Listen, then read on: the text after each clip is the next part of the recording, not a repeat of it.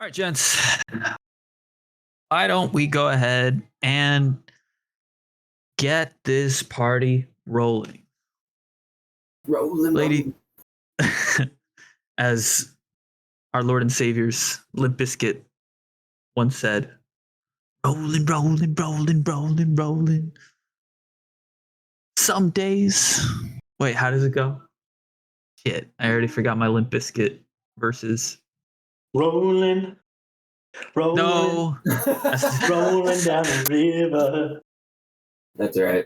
First of all, Cade, wrong band. Second of all, that's too good. You might get us copyright stricken. So let's keep the accurate singing down. People have been copyright struck for less. Ladies and gentlemen, welcome to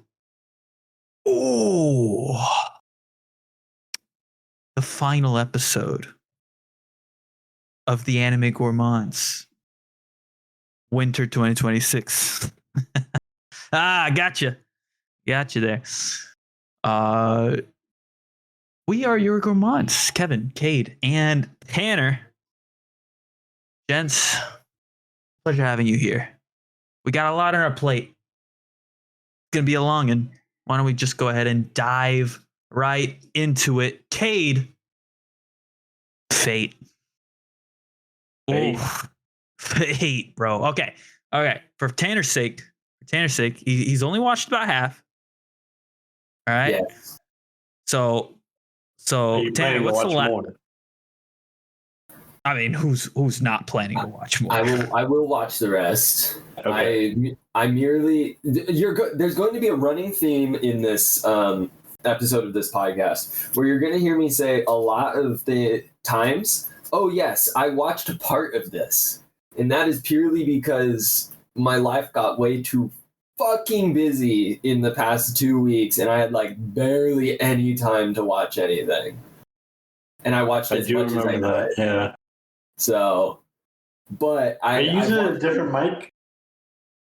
Did it default to something different? You know what? You do sound further away. A lot of echo. It did. 1 second. Why did it do that? All right, I'm gonna sound a lot better. Chris. It's my ears. It's like a red delicious apple, like being bit right next to my ear. You know what I mean? Just like that crisp.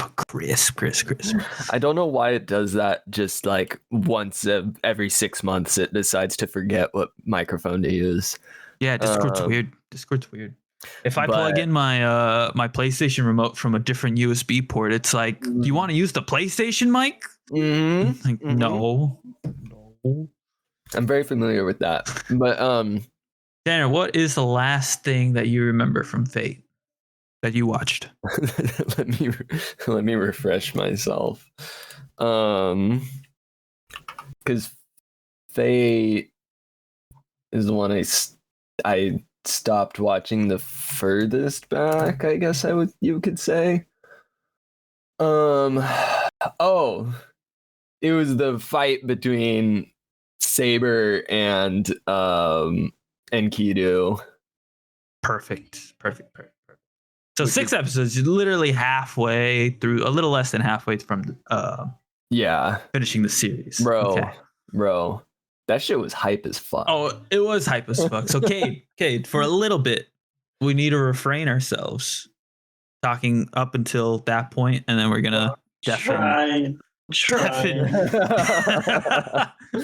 Here, wait. I can just give all my opinions, and then y'all can be free to talk if you like. Oh, I guess that works. Yeah. So what did you think of the show so far, then, Tan? All right. As someone who has consumed only a very small amount of Fate media outside of this series, I don't have a whole lot of like context to go off of for like the past events, right? Because obviously like they're referencing a lot of like past Holy Grail wars and things like that. Did you watch Phase Zero? Bro, I haven't even watched Unlimited Blade Works, all of it. Okay. I watched part of Unlimited Blade Works.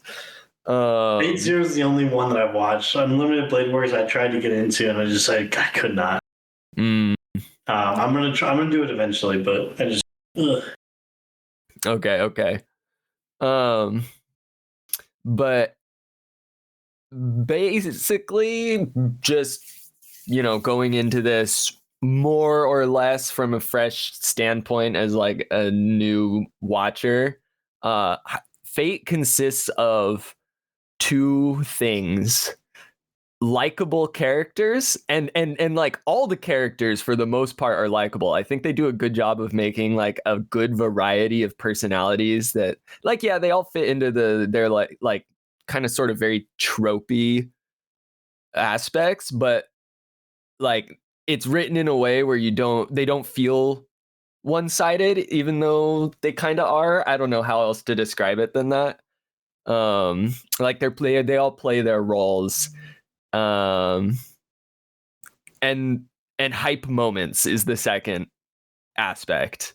Like it's all just like, all right, we're gonna have some like conversations for about 5 minutes here, and then we're gonna introduce the next hype moment. Mm-hmm. Yeah, that sounds about right. That continues. It's like, all right, plot. Let's aura farm for a minute here. All right, more plot. Aura farming again. I like the main character, Ayaka Sajo, right? Mm-hmm. I like that the whole time she's like, from what I've watched up to, she's very adamant about not wanting to participate. But I feel like by episode 6, you can kind of sort of start to see there's a little flicker of like she's maybe starting to accept that she's gonna have to play a role in this. I don't know.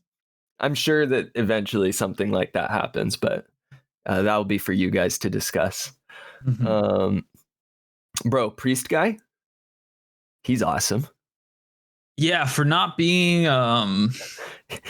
what do they call him? A summon. He is he's kind of heavy. Bro, he doesn't use fucking magic. He's just like, I have a mechanical body and I will fuck you up. Oh, like he's fighting fucking a vampire as like a regular human, but just like cyborg, essentially. He's great. What else is going on here? I don't know. I feel like the servants, for the most part, you mainly are just getting like Gilgamesh, Enkidu, and Saber.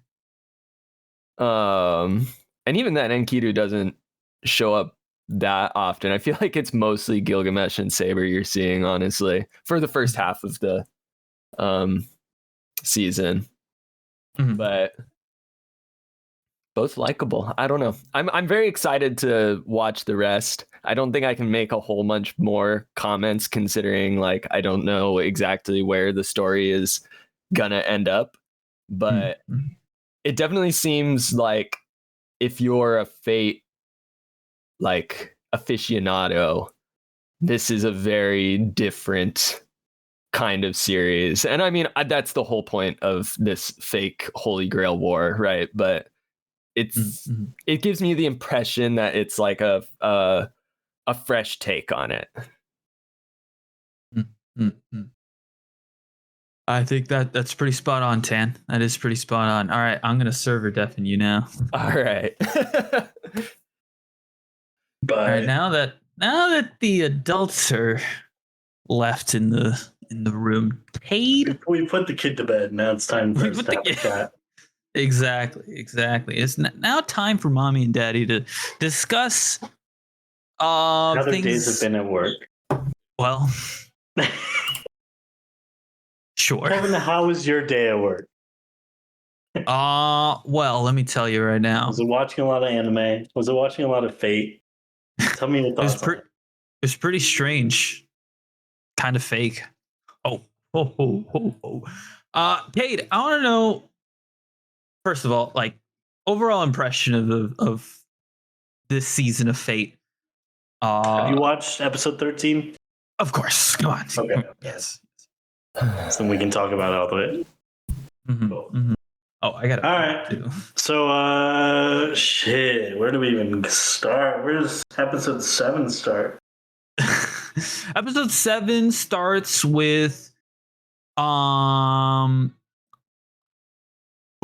it's the girl who summons the like mechanical like the weird robot thing that looks like it doesn't belong in this show.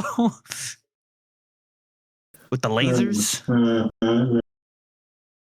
And I think that's also our introduction to a character who comes in later during the Gilgamesh fight, whose name is Philia. Oh, the horse girl, right? Not the horse girl. Not the horse silver archer? the silver haired girl who uses magic. And The one who sponsors the girl who summons the mechanical one. Yes, exactly. That one. Isn't she like the goddess of fertility or something like that? I don't know about that. Isn't that like what they were saying? It's like they can't believe that goddesses and gods can be summoned into the Holy Grail War because that's never been done before. Right. But was that But, like, her? According to Mal, we're thinking about the at same least. person. Yeah, I believe we are. According to Mal, Philia is an Einsburn homunculus. Yes. So It would have to be, right, in order to host the soul of a god. The god. Yeah. Right. So I guess that makes sense then. You think they write more in the wiki though?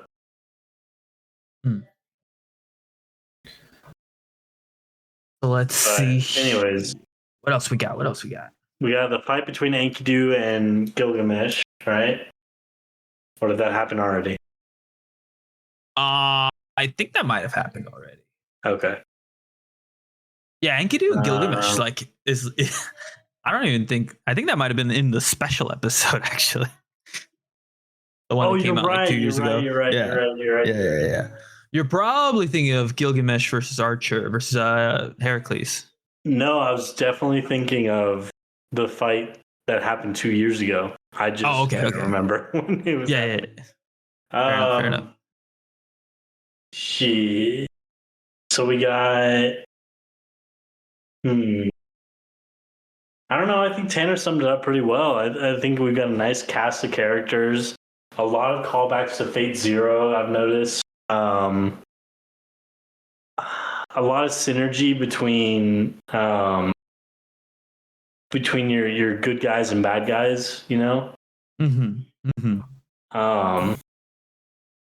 I don't know, the plot just really goes well with everyone, you know?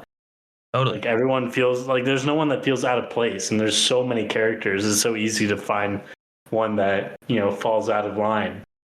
I mean, I guess if I had to pick one, it'd be Heracles, right? Because first of all, who is Heracles' master? Yeah, it's the silver-haired guy who isn't the vampire. He only shows up a couple of times. No. I'm talking about not Heracles. I'm sorry. The writer. You're thinking of Ryder. Yeah. The girl writer. Oh yeah. We don't know who her master is. Yeah, and like she's appeared maybe like a couple times, and we just don't know what's going on there. Yeah, she appears in one fight, and I think she makes an appearance briefly later. So yeah, there's still a lot of puzzle pieces left to fall into place. I think my biggest problem with the show is that there's so much content, and you're trying to shove it into so little time frame, you know? Like it's hard, man. Even every little bit of dialogue matters. Oh yeah, There's no fluff. it's dense calorically. Super dense. I mean, you have to rewind like a couple times just to understand what they're saying. You know? We haven't even mentioned Watcher once. That's another summon we could be talking about. You know. I want to talk about essentially what is the last arc, which is like 5 episodes long. Heracles begins attacking the hospital, and which causes like all the heroes and all the masters to show up, either to defend or to, at least like participate, right? We got the Jack the Ripper versus Heracles fight, which was dope as fuck. We got Saber versus Gilgamesh. And then it culminates with, and I need to find what that thing was even called, because I can't remember off the top of my head, but the mechanical body summon that one girl had, and Philia versus Gilgamesh, right? They kind of take advantage of Gilgamesh while he's already like drained from fighting Heracles for so long, right? And then immediately following that, they get put into the dream world, which has a couple more fights. It's a lot of like Cerberus stuff. It's more like plot related events happening, like the vampire trying to manipulate the girl's parents and what their true intentions are, right? I think it was more to serve for that. I think the dreamscape stuff kind of lost a little bit of steam for me. Dreamscape. Yeah, like because they get taken to a replica of Snowfield, right? Snowfield. That. Yes. Oh. Yes. Oh, so when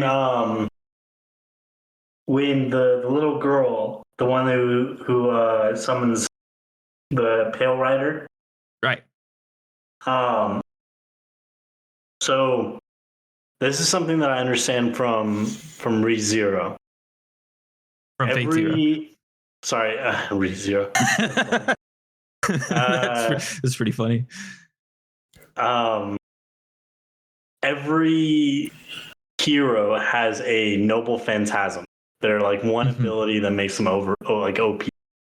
Mm-hmm. In Fate Zero, there was one. It was the guy on the chariot with the lightning bolts. I don't know if you remember from episode 13. Oh, I didn't watch Fate Zero. No, but episode 13. Oh, in this one. Okay. Yeah. There's a flashback to what happens in Fate Zero. With the meeting between Arthur and King Alexander, Iskander, and Gilgamesh. Yeah. So his Iskander's noble phantasm was a reality marble, which essentially teleports everyone in range to a world of their choosing, like a dimension of their own that they've created. So they can do whatever they want within that reality. Essentially, they're the master of that world. It was on much less of a scale than it is with the Pale Rider. Pale Rider does a city-wide thing, and it's indiscriminate. It brings in everyone. Whereas with King Alexander, he specifically draws in his enemies. So if that makes it a little bit easier for you to understand, it's not like a dream. It's more of just they move dimensions. they moved reality. Yeah, I think they. Okay. Or I might have watched it. I can't remember if I watched it subbed or dubbed, but I one of those two used the word dream world. So that's just kind of what I've been running with. I think I know what you're talking about with the girl, because she's in a coma, so she thinks this is a dream world. Yeah. That's exactly where I'm getting it from. Yeah. Yeah. Yeah, no, she's living within the reality marble. Which is cool because that's not a detail that I can like pick up on without knowing the Fate lore. Yeah. But yeah, like I was saying, I thought, the show was losing a little bit of steam. I understood that this whole plot thing with the girl and her parents and like how what's the guy with Watcher? Is it Lambda? What Lambda's like, or Sigma, sorry, it's Sigma. My bad. Wrong Greek letter. What he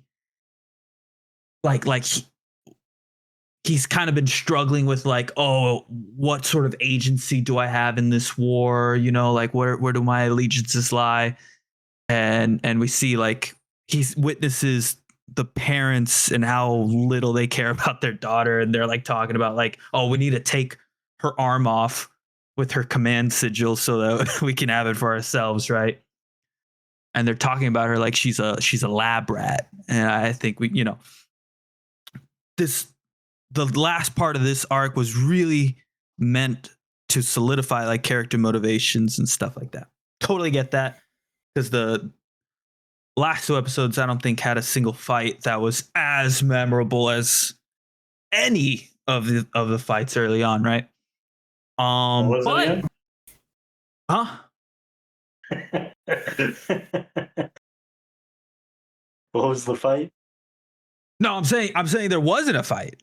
I'm saying there wasn't a fight in the last two episodes that was as good as any of the fights in the rest of the season. I think the only fight really is like Saber taking out the Cerberuses. I see what you're saying. Yeah. So, but regardless, like it was interesting lore, and they did not leave us without a little bit of dessert. And by dessert, I mean the murdering of one Mr. Flats. And it was cold-blooded. Just by a guy who had like barely appeared at all in it. Yeah. He appeared by a guy who appeared for a second, might have accidentally summoned a hero, and then he does not show up again.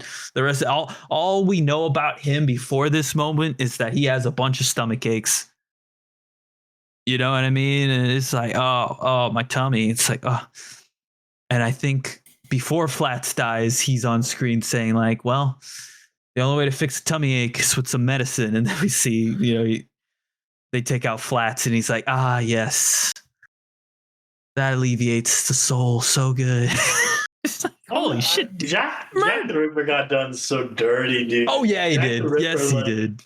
I feel like he'd be such a powerful hero. Right. Or, like a crazy berserker, Yeah. He was for a second, and then he got his noble phantasm taken by Heracles, which I didn't even really understand. Heracles. It is Heracles. It's not Heracles. It's Heracles, dog. It starts with an A. No. It's Heracles. Fate Zero. No, it's not Fate Zero. Fate Strange Fate character. Well, they just call him Archer. But it's Heracles. No, it's not. It's Heracles before he gets he uses his command. Right. But he makes references to the 12 labors still. Yes. But he gives himself his own name. I get that he gives himself his own name, but like it's Heracles. It's not Heracles. You're crazy. If it walks like a duck and shoots arrows like Heracles, it's Heracles. But I digress. Yeah, no, the flats getting murdered like literally had to be like drop my jaw a little bit. I'm like, oh shit, what the fuck's going on? That's just how it be, you know? I get it, but also the thing that like after I got over it, I'm like, oh geez, that episode was crazy. I thought about it a little bit more, and I'm like, wait a second, this dude is taking out masters according to his, you know, whatever plan he has, right? He had a perfect opportunity to take out Ayaka as well. I mean, like nothing would have stopped a double murder there, you know. And so for me, that was like a dual reveal, right? Well, I say reveal is something happened. Flat got murdered and Ayaka didn't, and the reveal there is that Ayaka is somehow part of that one guy's plans, and she must be an essential part of that plan. Wasn't she working with the gray hair girl with the umbrella? Ayaka? No, Ayaka the guy, the assassin master. The assassin master. You're talking about the vampire? No. The other guy, the one with the tummy ache. Yeah. Yes, he is working with Francesca. Francesca, that's her name. Yes. So yeah, it makes sense that he doesn't want her to die because isn't she a part of like her plans? I mean, they're implying a lot, right? But this was like the first like on-screen confirmation that like he is not supposed to touch Ayaka, even though she's a master in the war. You know what I mean? Where before that, it kind of seems like anything's on the table. You know, we don't know there's two Sajo Ayakas out in the world. You know what I mean? Like we don't really know what's going on still with her. Kate, I want to throw out a theory to you, and I want to see what you think. There was something interesting that Francesca said. I think it was Francesca. It might have been her twin. To John Wingard. You remember John, the police officer who like dies multiple times? Yeah, gets his arm ripped off. Yeah, perfect.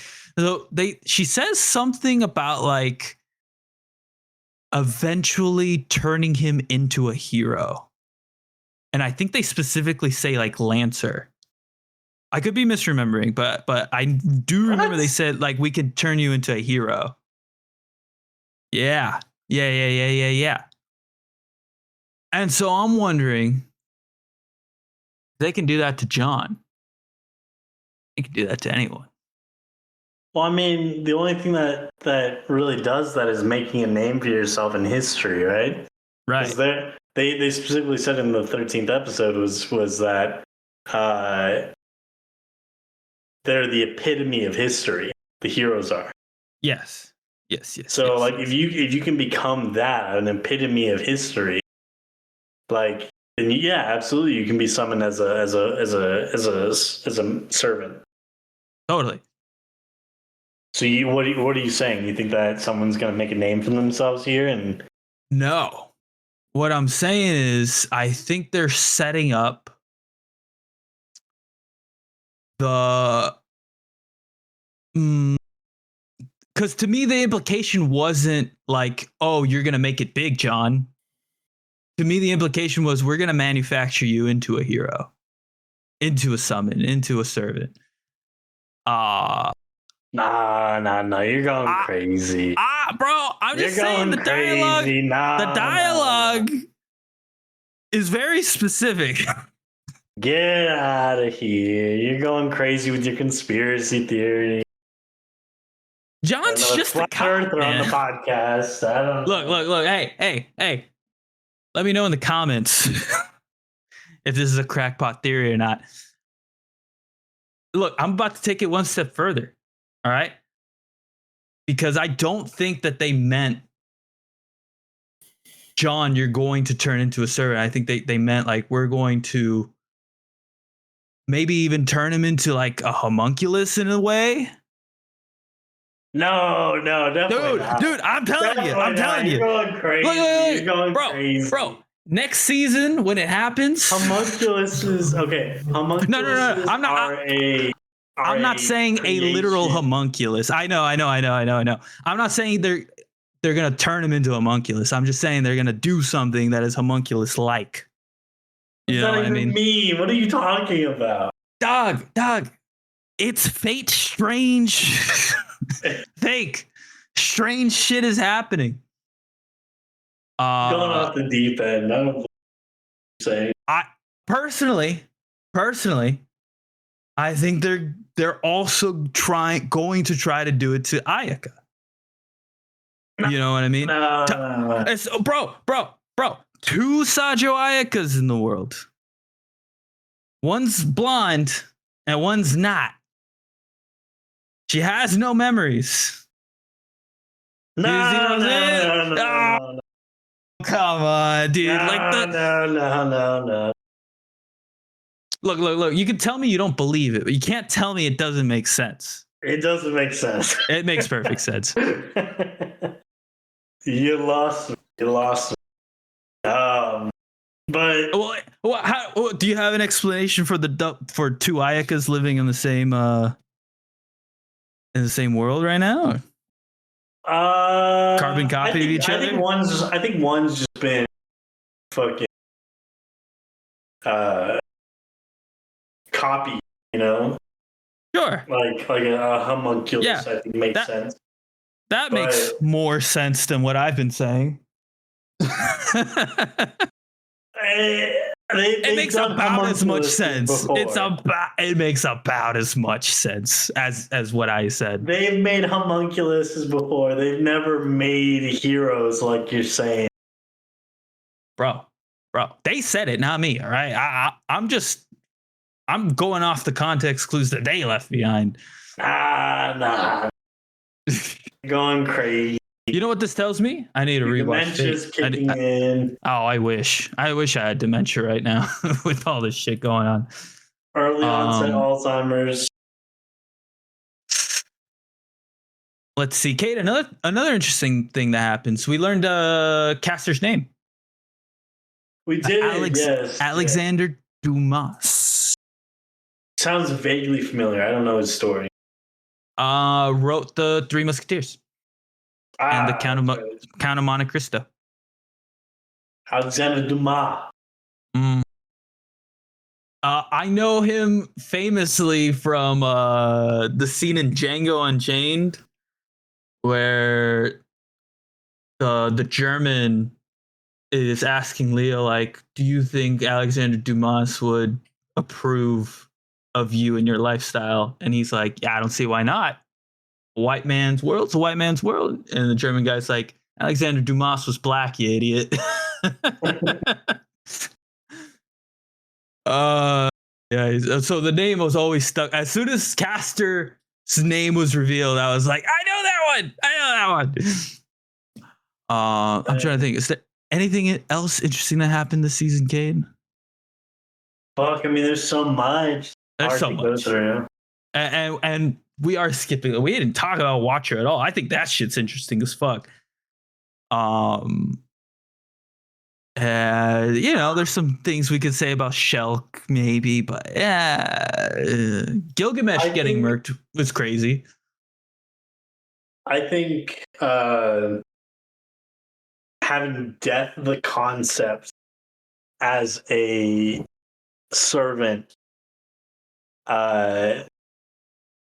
is one cool, but also the way that they did it, super lame. Like it could have been OP as fuck, but they were like, "No, we're gonna make him like this little girl's servant, or this little girl's servant. She's not gonna know what the fuck to do with him. Like, she's just gonna let him, like do whatever the fuck he wants." I feel like if they'd given him to like a competent master, I feel like he could have been so much more, you know? Mm-hmm. It's so sad. It's so sad. Well, there's more to see, you know, like we could see some cool death stuff down the line, but you know. Nah, wait. we already got our main death stuff. They're not going to come back with more. Although they'll come back for more, but they're not going to like make it as good. No, we'll see. I'm holding out hope. He's holding out for a hero till the end of the night. Ooh, He's got to be strong. He's got to be sure. Yes, indeed. Cade, the question that I've been waiting to ask all season, using the rubric we established at the beginning of this season, on a scale of 0 to 5 stars. Yeah, you do. You do remember that. Fuck if I remember that, man. Oh, fuck if you remember that, bro. Where am I supposed to find that? I don't remember. Then it is in the chat. It is in the chat. I'm gonna make it easier for you. Yeah. I'm gonna make it easier for you. I'm gonna just copy paste this bad boy.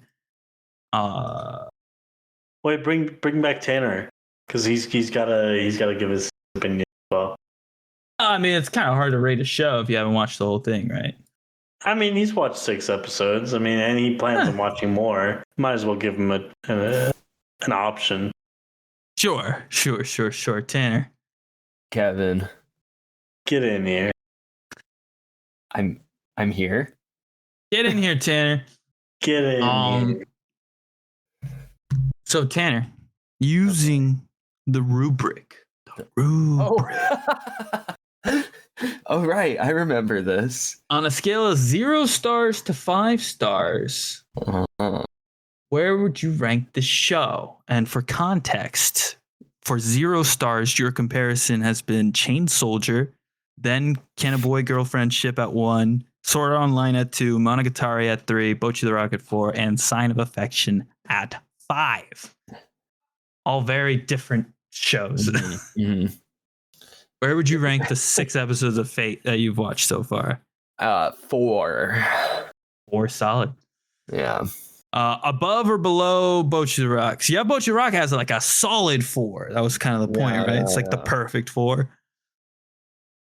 Above or below Bocchi the Rock? That's actually really hard. It could be the same. It could be the same exact 4, you know. You could be calling this show an exact 4. That's not controversial. Oh man. I'm gonna leave it at an exact 4, but it's possible that it could be better than Bocchi the Rock. Right now, I think we're gonna call it even. That's fair. But there's definitely potential for it to be above. Cade. As a reminder, this is easily a above 3, below 4 situation. But it could be a 4. The only reason why I'm saying below 4 is because my 4 is JoJo's Bizarre Adventure, and they came out with a banger of a part 7. So that may be influencing a little bit. We might have to change your 4 pick then if it's getting closer to a 5. Nah, I'm just playing. So what do you think, Gay? Like just off the top of your head, like a 3.9, 3.8? I'd put it equal as a JoJo's.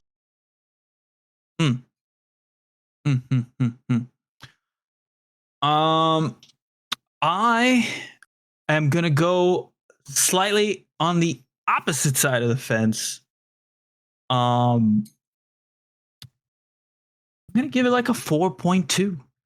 Okay. I do think the show does a really good job of balancing all the characters. No one feels shortchanged, or if they do, it's Jack the Ripper. I'm sorry. And Okay. Wait! Don't say that. don't worry, we won't talk Say about that. it anymore. Don't worry. And all I'll say is in the first 6 episodes, his sole role is a watch. Exactly, Tanner. A talking watch, okay? It's true. Now, in the 90s, that shit was cool, but it is 2026. Talking watches, not exactly hip anymore. They are not part of the McDonald's Happy Meals anymore. Look, this takes place around 2009. That was still pretty cool around. That is true, actually. Yeah, you make a good point. When it's supposed to be. I have no idea. It says according to the wiki. Oh. Okay. I believe it. The wiki is pulling from the light novels, I imagine, so I'm sure they have more like correct details. The visual novels. Oh, and I do want to specify a 4.2. So my perfect 4 was Beyond the Boundary. So I do believe this show is better than Beyond the Boundary. All right, that wraps up our Fate talk. Now we got to go with Shiboyugi. Now, Tanner. Shiboyugi, yes. This is another one where That's right. you might have to That's okay. That's okay. but you did get through what I like to call the Princess Bath arc. So tell us what your experience was Oh, the through then. The bathhouse one, the golden Yes. bath or whatever they call it. Do they call it that? Yes. I hope Yes. not. Golden God. bath? That's a little. That's crazy. That I'm is fairly certain actually. they call it that. I believe you. But in retrospect, I'm surprised that didn't set off alarm bells before. Yeah, I'm fairly certain that game was called Golden Bath or something like that. Look, they put him in maid outfits. They put him in fucking bath towels. I mean, I wouldn't be surprised if they put him in a game called Golden Bath. All right. Yeah, fair enough. It's very fan oriented. It does go along with the fetishistic nature of the games. That's true. Where did they start out in that episode? The showers. The golden showers? I wasn't gonna say it, but Hey, someone has to say it. someone has to say it. You gotta hold these animators accountable. The writer. The writers accountable. The animators are just paid to draw, man. That's right. They didn't have to make them so They're sexy, over though. Fair enough. All right. My take on Shiboyugi. Insert the absolute cinema meme. Oh. Right? Like, this is one of those shows where, like, the actual, like, art direction, cinematography actually plays a huge part in the show. Mm-hmm. There is so much usage of different like framing and aspect ratios, very like unique like camera angles that are all like just very different perspectives than your usual like conversation happens from the side type shit, right? Mm-hmm. And the storytelling as well plays into that nature of like art or like artistic in the fact of like using the chapter numbers to sort of like set the pace and designate like different scenes almost, right? Mm-hmm. and showing like if any chapters are like skipped or anything like that. And one of the most unique things I think that this show does, because I feel like oftentimes is the opposite, is throughout the like background or like set design or whatever you want to call it, almost plays more of a role than the characters in terms of like how much attention to detail there is. Like oftentimes you'll find that like in action filled scenes, like the characters are reduced to like one step short of silhouettes, whereas while the backgrounds are like these like very detailed drawings with just, you know, they went the whole 9 yards on them.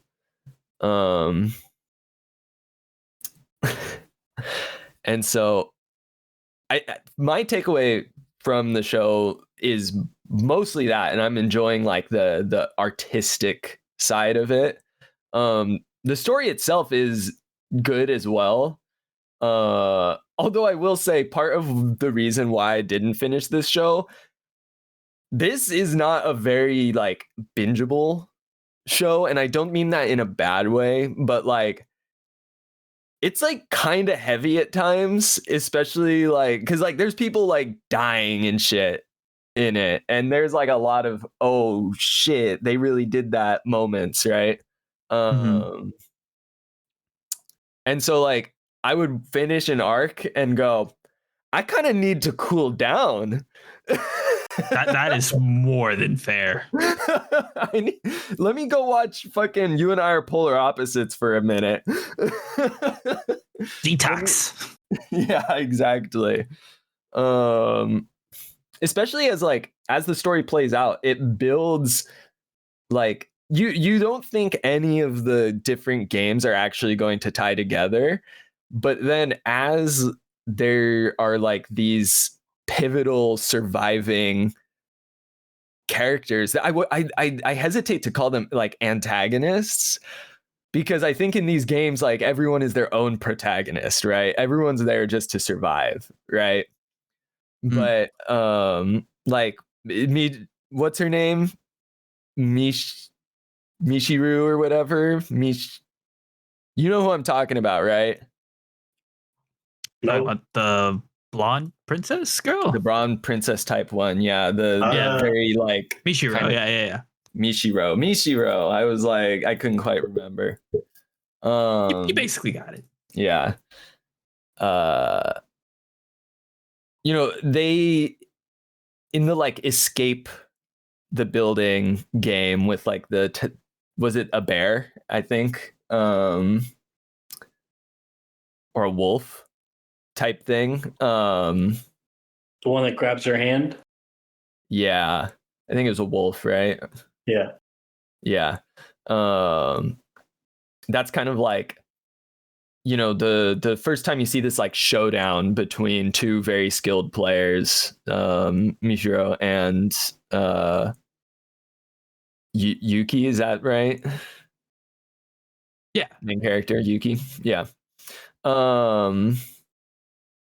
And they end the episode in a way that's like you kind of feel like, okay, their story's finished, you know, like Yuki could have left Mishiro to die, but instead she goes back, saves her. She has to. There's the moment where like they have the opportunity to kill any singular person to finish the game, and then she doesn't just say Yuki, right? They're supposed to vote for like the least useful person. Because like if she truly held a grudge, she could just say Yuki, and you know, she has her like kind of lackey girls who are very like what do you want? What am I trying to say? Like loyal to her, and so she could probably very easily gotten away with killing Yuki off there, but she kind of accepts that she was beat, and so it ends. I don't know. It felt like that sort of arc was over, but then she, you know, shows up again later in the Golden Bath episode, or arc, I should say. Let's just call it something else. Bro. Let's just call it the bathhouse It really games. is awkward saying. It hurts to hear. Reading it didn't bother me. Hearing it hurts. Man. Doing psychic damage. all right.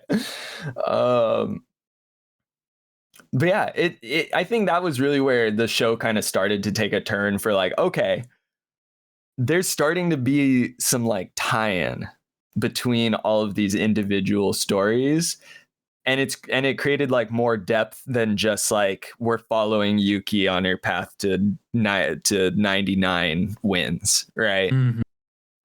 It became much more like rivalistic, or however you want to describe it.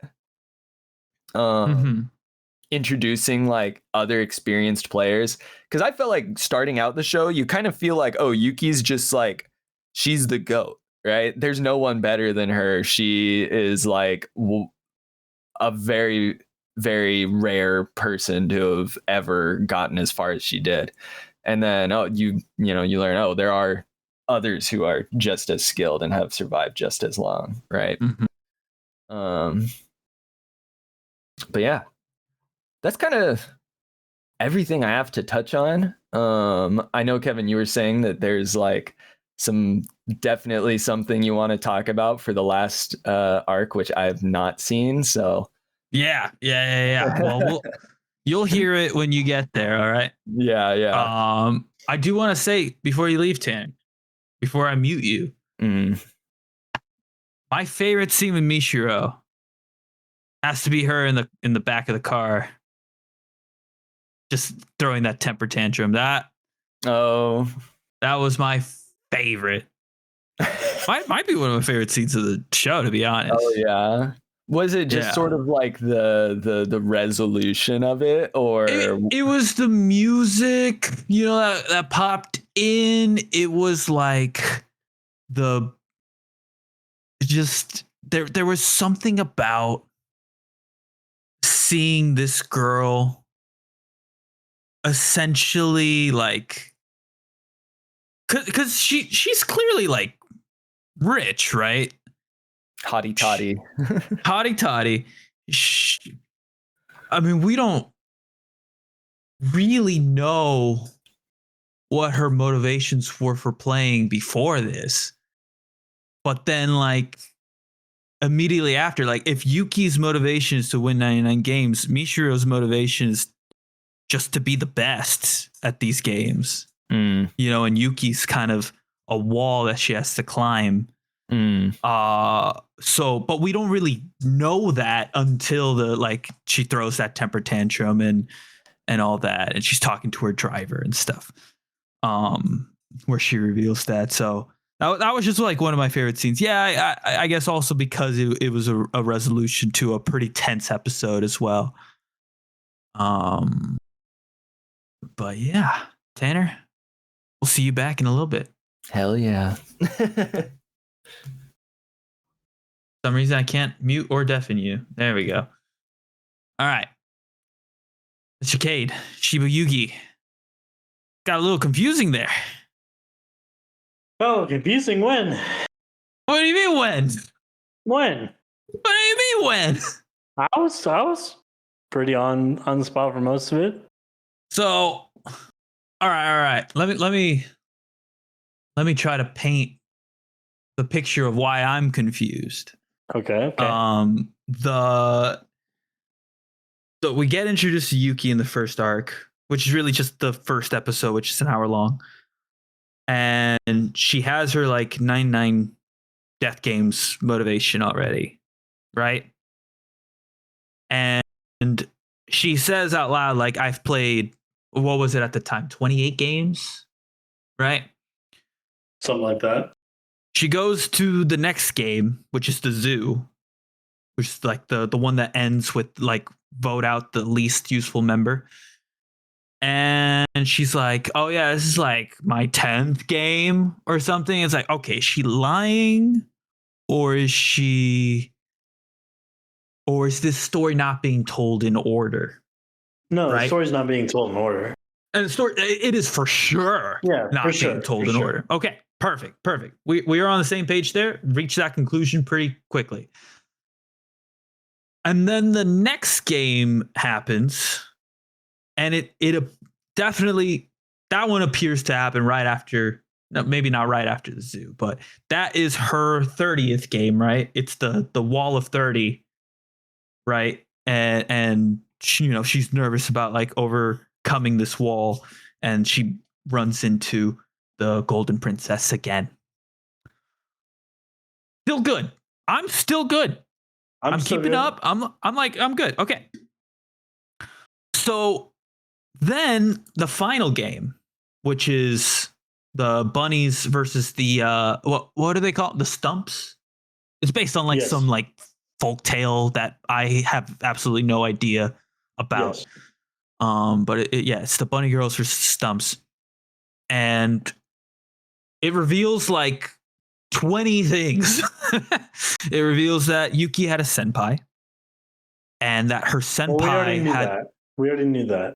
Right. But like, we didn't know that the senpai was the reason why she has the motivation for the 99 games, right? Up until that point, it was just like something she said for seemingly no reason, right? But we learn with how that arc ends that she is essentially taking the mantle of winning 99 games because her senpai, quote unquote, dies, right? Gets killed by the serial killer girl who only plays to take as much life as she can.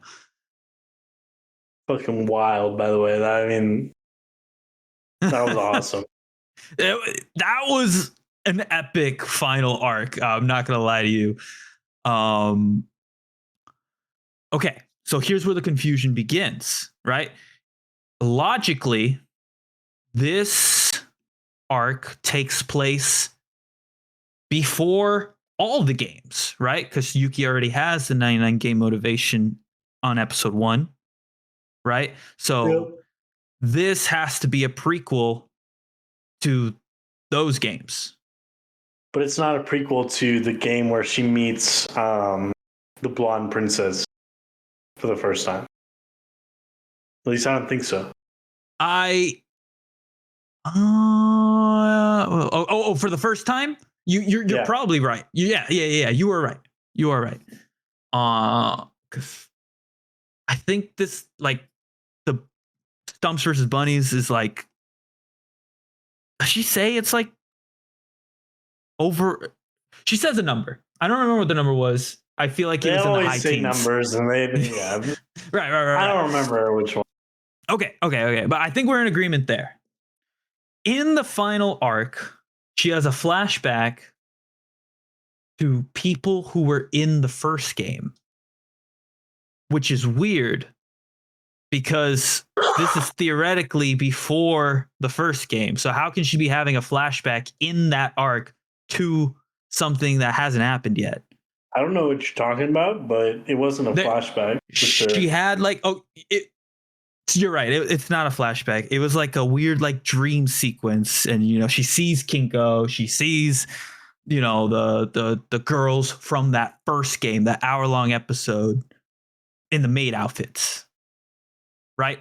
But timeline-wise, that hasn't happened yet in this arc.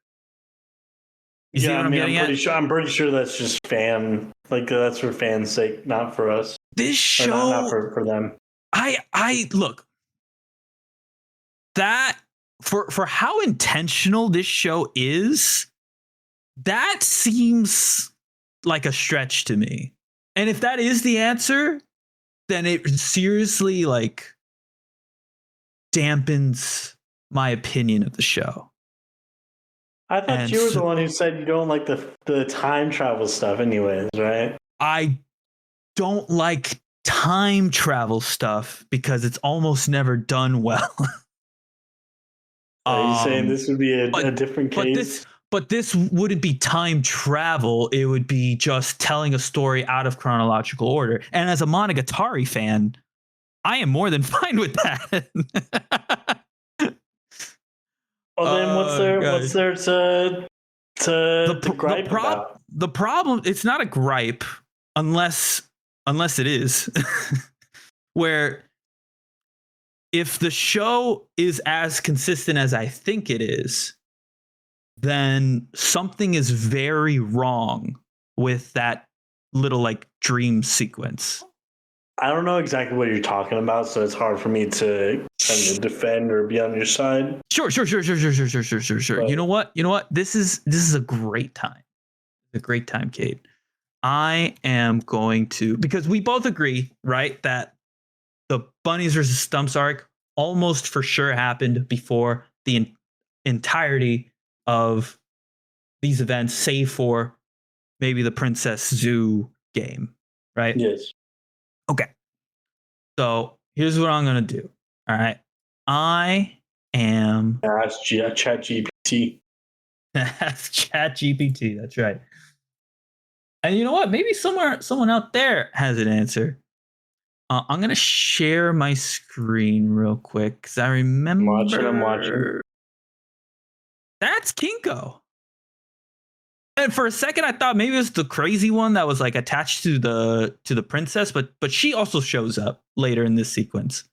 Like Yugi is, and that blue-haired girl. Both we've seen her as well. First games, yeah. Right there. See, she's getting a flashback to this. I wouldn't say it's a flashback though. This right here, this is a flashback. This happened. No. Go back to what happened before this. What happened before this? The context here is she is like, yeah, she's walking through this field of dead girls, walking towards the serial killer and her final spot, right? And we see her close her eyes and she goes through this flashback scene. You know, it's like she's watching a movie of her life. Right? I think this is more of a representation, because remember they did this kind of stuff with every single one that died, right? Every single important character that died. They kind of went through this like, what defines your soul moment, you know? Totally. Each character said like these certain things that was like, oh, okay, so that's why they do the things they do. I think this is more like that, where it's like she didn't necessarily have those experiences yet, but they defined her soul once they did happen. And that makes sense, but it's the least. See, like those things that come up where, you know, each of the people that she's met, they have their own stories, right? Well, like I think it's leading up to essentially all the people that she's met being that's not to cut you off, but that's my problem. It's not just people she's met, it's people she's going to meet, which is an incredibly strange decision to me from a narrative perspective. Well, keep playing. I mean, it doesn't go for much longer. It's just they're all holding lanterns. The credits roll on her like thing on her life, and then she finds her senpai. Okay. Right, and so yeah, it's definitely weird, but like based on everything they've given us so far, there's no possible way that there's anything other than the chronological timeline that you and I have come up with. I agree. So it just has to be weird. So yeah, it was weird. It was weird, and it's not satisfying to me. It's not satisfying. So in my head, this is the only thing I could come up with that could even like. Or another conspiracy theory. This is another. Look, here we go. This is another conspiracy. It is another conspiracy. But I don't really believe this one. This is just me, like, with the knowledge that I have so far and my belief that everything in this show has been intentional from an artistic standpoint. If you don't even believe what you're about to say, it's going to put a damper on the conspiracy theory that you do believe. Well, a part of it is content. Are you willing to? A part of it is just like I'm just willing to throw crazy shit at a wall for content. They're gonna start thinking that you're the conspiracy theorist guy, and I don't know if you want to be that guy. What? I don't mind. You see how well conspiracy podcasts are doing these days? Go ahead, make my day. I do want to specify. I do believe something fishy is going on in Fate. This one is purely. It's like a hypothesis. It's not even a theory. It's a hypothesis. You know what I mean? It's just the basis of an idea with the information, the limited information I have. And then format. All right. I'm definitely not going to do that. Or actually, you know what? Fuck it.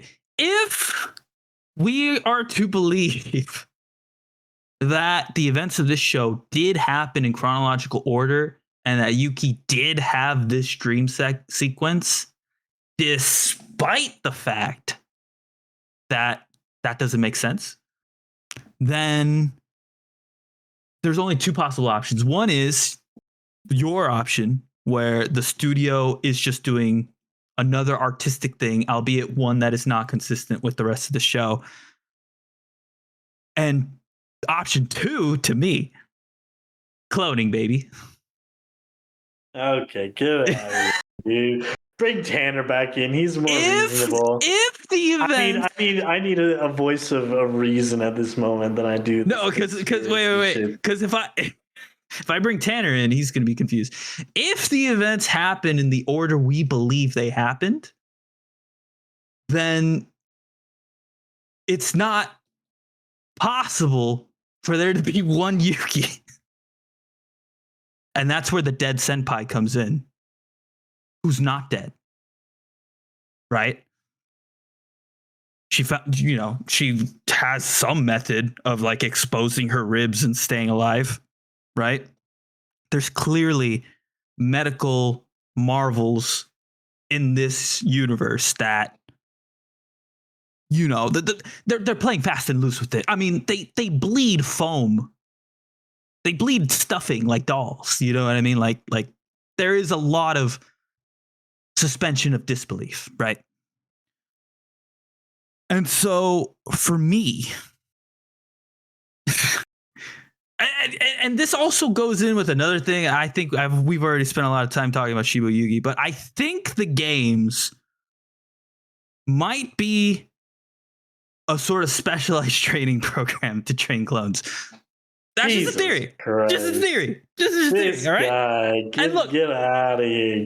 And again, get out of here. Look, again, Cade, I believe it is way more likely you were correct and the studio just did something fancy, artsy fartsy that just does not make sense. It does not mesh with you the just show. Want to believe, which is the essential part of being a conspiracy theory. It doesn't make sense, but you want to believe anyways. Now get Tanner in here so he can start making some more sense. Look. I'm tired of this. I'm tired of this. I know you are. Bullshit. Look. In 2 seasons, if Fate's Strange Fake, when something strange and fake happens, trust me, you're gonna come back to me and be like, Kevin, I'm sorry. You're so right. You were right the whole time. As a matter of fact, you were the most right. But the Shiboyugi one, I don't believe at all. I will give you my best Trump impression if I do end up. Oh my gosh. Okay. Now that we got that out of the way. Gents. All right. Is that Shiboyugi. it for Shiboyugi? Oh, wait. We gotta rate him. Rate him. Fine. Cade, on a scale of 0 to 5, where would you put the show? I'd give it a solid 3. So it is in line with your rating of One Piece. Do you think it's an exact 3, or would you go higher than a 3? I'd say it'd be higher than that, but not by much. Not by much. At 3.1, a 3.2 in that range. Tanner, with what you've seen so that was far, one thing I did forget to say. It's a very tasteful show too. Oh yeah. Oh, absolutely. It doesn't, like, yes, it puts them in outfits, right? That are that have a tendency to be seen as like a sexual to be fetishized, essentially. Fetishized, yes, thank you. But they don't like show cleavage. They don't like show big bazonkadonk. They don't show like upskirts or anything like that. You know, like it's all done very professionally, and like totally. Like, yes, they're putting these outfits for the fans, but that's not what the show is about. You know, I love when studios do that. I love when writers do that, because it's like you don't have to make things sexual all the time. Totally. You know? I want to piggyback on your point there, Cade. I think that was a deliberate choice, right? Because the whole point to me is that the nature of the games are awful. You know what I mean? And that part of that awfulness is that there's a group of rich people betting on these girls and enjoying the sexualization of these. Well, they're kids, you know. Hopefully and not so kids, but you know, I think I'm pretty sure they're teenagers. So hopefully they're young adults, but you know, we don't know for sure. Besides the point, but that's what I'm giving the studio credit, though, is that if they were to do a bunch of upskirts, a bunch of like boob jiggles and stuff, it would kind of defeat the point of saying, look at these old rich guys who are betting on these games, fetishizing these young girls, right? That would be like completely that is what we call cognitive dissonance. So kudos to the studio. Like you said, it's like it was done tastefully, I think, throughout the whole course of the show. Tanner, on a scale of 0 to 5 stars, what is your gourmand rating of these? All right. Of this anime so far, again, of what you've watched. I was gonna say again, it's an in progress review. Yeah. All right, I'm gonna give it 2 ratings. Direction / art direction, this shit's a 5. As a whole, with story and all of that, this is like a 3.5. It's it's not quite 4. Definitely better than 3, though. I am also gonna give it 2 ratings. I think I'm gonna give it exactly a 4. With the condition of if Kate is right, and I don't even care if it's my conspiracy. I want a conspiracy to make this show make sense. If Kate is right, it goes down to like a 3.5. I think it seriously knocks down my enjoyment, my the word is escaping me. When I look back on the show in the future, I think I'm going to be thinking about how bullshit part of the ending was, right? Potentially. Will there be a season 2? Who knows? Might find out. I did take a 17 right now on Annie. Not doing the best. Well, I mean, the season's been over. I mean, this show ended early, ended like 4 weeks ago because it had one episode short. So it's technically been off people's radar for a minute. I think what's more interesting, it has a 7.17 on Mal. It is divisive on Mal. People either love the show or they hate it.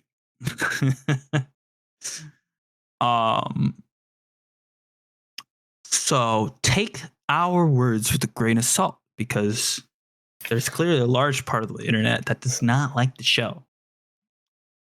It sounded like you left or something for a second. It did. I agree. As soon as I hit join for Craig, it sounded like I left. I was confused. But I think I should. Feel free to let me know. My internet has been acting weird this week, so if I do drop out or something, let me know. No need for intro, because I'm just gonna drop this in the middle of an episode. The episode we recorded on Sunday. But yeah, you feel good? You feel ready? Sends to be hero? You're in the right mindset? Inebriated mindset for sure, but you know, we're going. You and me both, buddy. All right, let's fucking do it.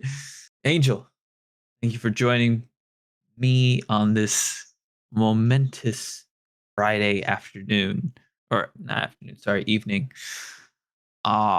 We have the pleasure, the privilege of reviewing Sentenced to Be a Hero, because you and I are the only people who watched it, and quite frankly, I did not feel like it would do it justice if I did like a solo review or something. So I'm like, I need to review this with Angel. Okay. So Angel, Sentenced to Be a Hero. What did you think? It was solid. Solid. So I gotta admit, and I don't know how you felt, but for me, the first half, I was like, it's good, but a little on the like been there, done that, side. I agree. It's the latter half that really got me. But before we really get into that, I just like to do a quick kind of overview of the events of this season, right? So we start off with that hour-long episode that we reviewed back in the day. I won't lie, that first episode, it took me a couple tries. Took you a couple tries, like to get through it, or to? Yes. Yeah. Okay. Like I dropped it like 2 times. Really? Yeah. Was this a little bit of a slow burn, or? I don't know what it was. Maybe I was just tired or something, but I couldn't like get into the vibes of watching it. Yeah. So I'm just gonna blame it on my tiredness. Which is fair. But it was definitely very hard for me to pick up. That's interesting. But you did eventually get through it enough to want to watch 12 episodes. Not an insignificant amount of episodes. That is a statement for sure. It is a statement that bears truth? Question mark? I started wanting to watch more, like you said, towards the end. Okay. Once Terita gets introduced, I imagine. Yeah. Okay. So we meet Terita. We did this 3-episode review at the beginning of the season. No reason to go too much into it. But yeah, Terita joins the party. We meet a bunch of other party members like King, who gets introduced in the mining episode. If you remember the miners, that's miners with an ER, not an OR. Just making sure we're on the same page there. What are we saying here? Well, I'm just making sure we're on the same page. That's all. There's no reason to look at it. Look, I'm just making sure we don't show up in a certain collection of files down the line. Okay. You picking up what I'm putting down? I see. Okay, continue. Yeah. So we meet King. He's my favorite character, by the way, of the cast, just because of how seemingly delusional he is, right? But as we kind of learn with everyone, there's a deeper backstory to why they're they're heroes in the first place, right? We meet Tatsuya. He's kind of the poster child of what happens when a hero dies too many times. And, they become kind of animalistic, a little insane. A little something's off, but it's okay. Well, something's off. Yeah. It's like the lights are on, but the gears aren't turning as quickly as they should be. Yeah. But a very effective fighter, to say the least. We get introduced to Sav, the kind of psychotic sniper. He's fun.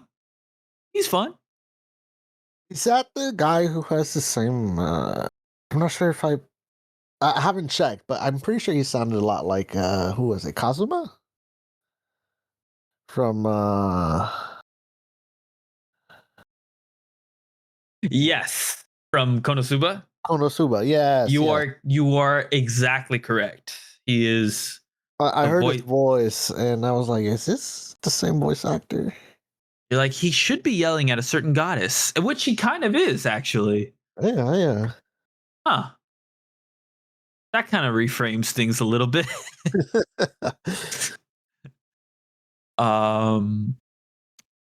Let's see.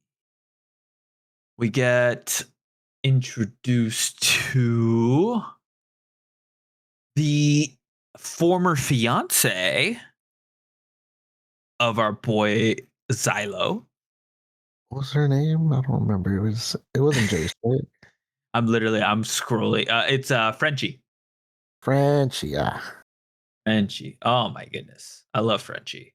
Frenchie's so badass, dude. Mastibolto.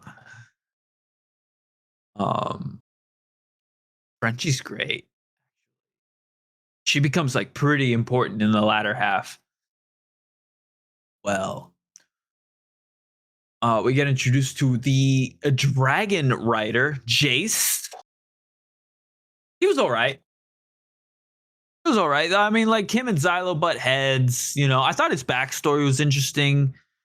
Him trying to save the dragon that was like, shit.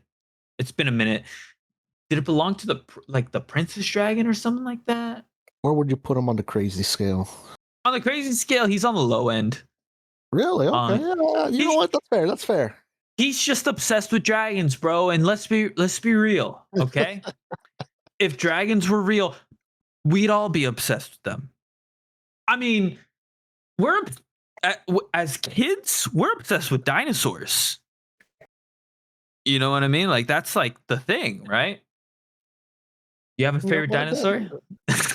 I already forgot its name, but as a kid, I used to like the one with the club on its tail. Oh, is that a Stegosaurus? No. Oh, that's wrong. Stegosaurus is the one with the spines on the back, isn't it? Yeah, I'm talking about like the turtle one with the big old tail in the club. I don't remember. I swear it starts with an A or something. Yeah, it does. It does because it's called an ankylosaurus. Yeah, that one. An ankylosaurus. I thought that dinosaur was pretty cool. Not to get too sidetracked because this is an anime gourmands podcast, but sometimes I call it the ADHD podcast. I learned about a dinosaur the other day that was like 150 foot long. What? Yeah, but is it some like sea dinosaur or something? No, it lived on land. It was like it was kind of like a brachiosaurus, but it always the theory is that it was mostly like horizontal to the ground, unlike a brachiosaurus, which is like practically a giraffe on steroids, right? So a brachiosaurus is like is just a skyscraper, and this dude is like essentially a miniature like warship or something. I don't know what else to call it, but it's like horizontal, parallel to the ground. And I'm like, how does it turn? You know what I mean? Like, how does it change directions? If there's one fucking tree in the way, it's gotta like account for that in every fucking way. It's weird. Anyway, sorry. Not to get too deep into the dinosaur train. So yeah, Jace on the low. He's probably the most sane next to Xylo. That's fair. And then lastly, we get introduced to Rhino. And Rhino, he's up there on the crazy scale. Okay? Not only is he up there, he's the craziest one. Yes, I would say he's at the top. Yes, and we'll get into that in a second. Oh, we also get introduced to Leopold Venetim. Yeah. Okay, I take it back. I said earlier King's my favorite, Venetim's my favorite, and we'll get into that in a second. And so generally, like the first half was essentially Demon Lord of the Week. You know what I mean? It's like, well, what's the Demon Lord we're fighting this week, right? The second half is where it really gets interesting. So there's an episode, the last Demon Lord that they fight in the first half basically knocks Xylo out unconscious, right? To the point where they're actually afraid that he is going to lose his memories, right? Yep. He wakes up in the bed. He reassures everyone like, hey, I'm still Xylo. We're still kicking. We're still rocking. We're good. Cut to the transition when they reveal to him like, oh, by the way, we're in the capital right now. And he's like, what? And they transition to the city. And I was like, oh my God, damn. This is awesome. I wish the rest of the show took place in this like aesthetic. It appears that the city to me is modeled mostly after like maybe like Renaissance era Istanbul, Turkey. I think that's a fair comparison, actually. Yeah, it's like a developing coastal metropolitan city, right? And it's got that sort of not quite Middle Eastern, but not quite European aesthetic that Turkey is really honed in on in the past 5 centuries. And I thought that was a great reveal, right? Because you get hints of it in the first half of the show, but it really gets driven home when they're fucking like zooming in on the markets and they're doing the stalls and the architecture of the city. You see the patterns there, and then you realize like, oh yeah, Xylo is very like brown for an anime character. It's like, oh, he's matching the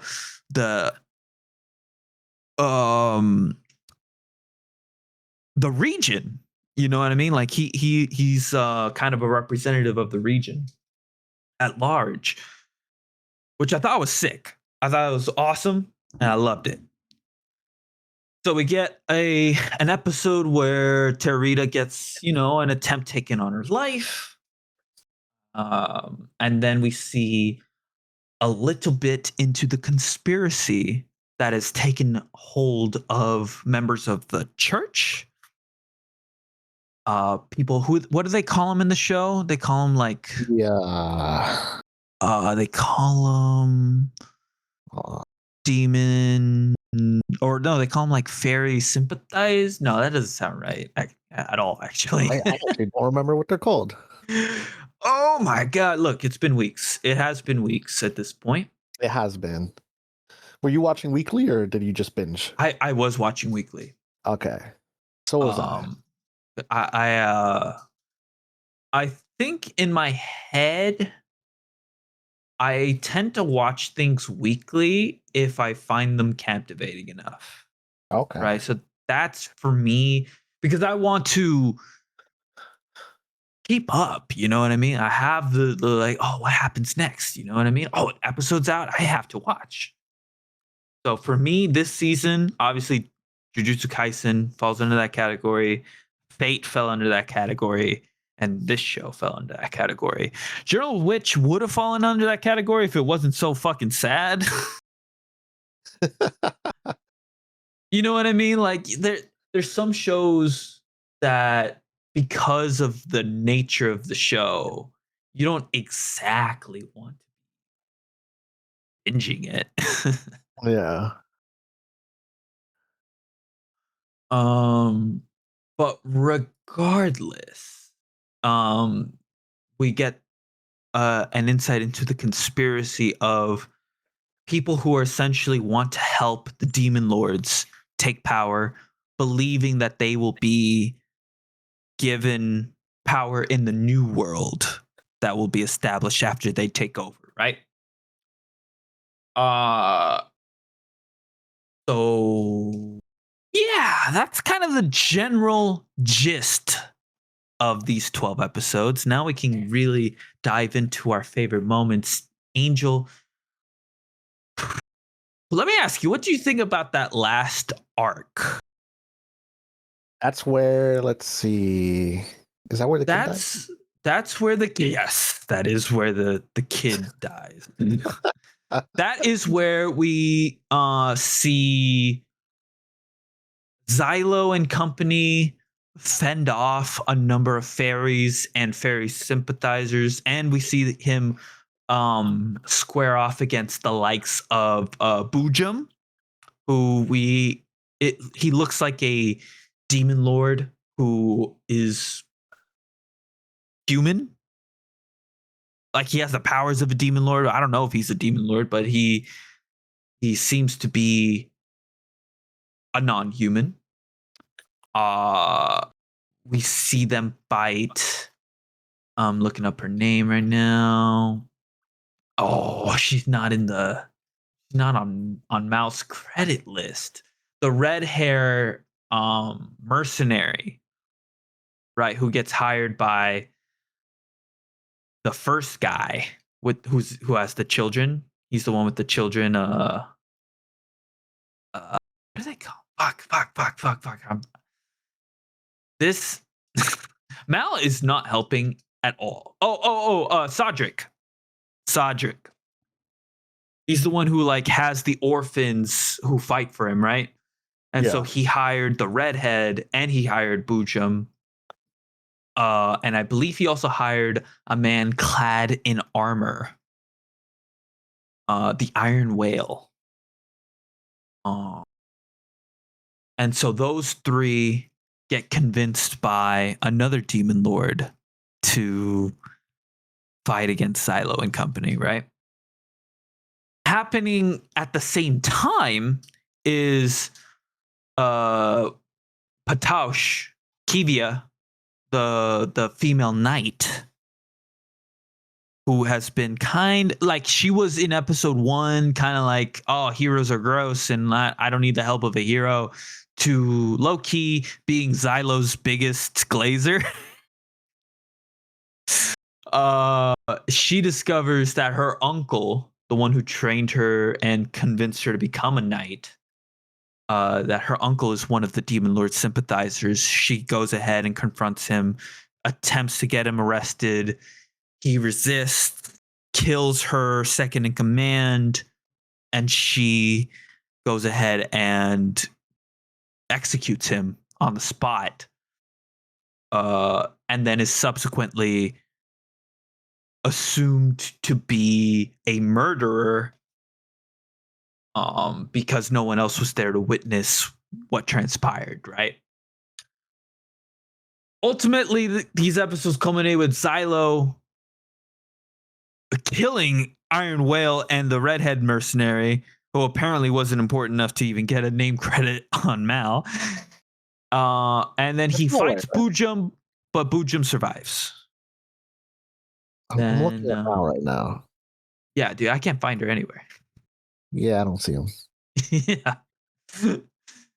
I mean, the Iron Will has like 3 lines, and he has the fucking voice credit on Mal. So what the fuck's going on? She definitely spoke way more than him. 'Cause she was the one who was like, as long as I get paid. Oh, found it. You found it? Shiji Bao. Shiji Bao. That's her name. And she's not a redhead. She's a brunette. I don't know where I got the redhead from. That's probably why I couldn't find it. Yeah, that's probably is why you couldn't find it. I led you astray. That's my fault. That is my fault. So then we get 2 reveals. We get this is Patush's story of how she became a hero. And it is how the demon lord that originally betrayed Sodric, how he, after infecting his favorite orphan, gets executed by Rhino in the sewers. Right? So those are kind of our 2 big reveals there. So, Angel, what did you think of that final arc? I would say it was enjoyable cinema. Enjoyable cinema. Now, the word cinema has a lot of weight online these days, so that is pretty high praise, if you ask me. Okay. Look. When they kill off your favorite demon lord, Kill off your favorite. What did you think of the reveal that Rhino has been a demon lord this whole time? I did not see that coming. Yeah. Yeah. And I guess that goes with like what we were saying earlier. You know, it's just like these new aspects to story and world building is like what ended up captivating the my attention. Yes, agreed. I think the moment where I would say the show was elevated from good to great was when You don't have to say it. We all know it was the first head pat. it was not the first head pat. It was That's wild, bro. That's wild. Fuck. It was not the first head pat. It was actually when we got Veneteam's backstory. Okay. Right? And we got the backstory of like, because I think they kind of go in a little bit of order, right? So they tell you Xylo's backstory, then they tell you Dota's backstory and how he tried to rescue the prince from the castle and that the king was acting very strange, right? And that's how he became a hero. And then was Veneteam. And the cool thing with Veneteam is that he is essentially a victim of his own fabrications, right? Yeah. He was a journalist that was just trying to what would be the equivalent of 16th century Istanbul, the equivalent of like trying to generate clicks with clickbait articles, right? And he happened to hit the nail on the head with a certain article that said that there is a conspiracy that demons are taking over the positions in the government. Right? And he's at his trial and he's like, yeah, I made that up. You know, I was just like spitting shit. I just wanted more people to buy the paper. Like I was throwing spaghetti at the wall, bro. And the fucking executioner being like, see, that sucks, man, because you were exactly right. And now I have to turn you into a hero. And Veneteam is kind of the first person we meet that we realize, oh, you can put conditions on being a hero because he is not allowed to talk about certain things. He has kind of like a curse, right? And for me, that was like roughly like episode 6 or 7, I want to say. I don't recall exactly when that was. That was for the But backstory, right? that was for what? This is for Venetum's backstory. That like that time frame? Yes, roughly when that happened, right? And that was the moment where I went like, this show's awesome. You know what I mean? It's really like building the world. It's really like not relying on everything being purposeful, because weird coincidences in real life happen. You know what I mean? And for me, like the fact that he was just so clever that he could make up a story and come close to the truth was enough to turn him to a hero. For me, that was like, damn, that's that's awesome. Did you have a moment like that for you in this series, or was this more like a ride that just gradually got better as the episodes kept playing?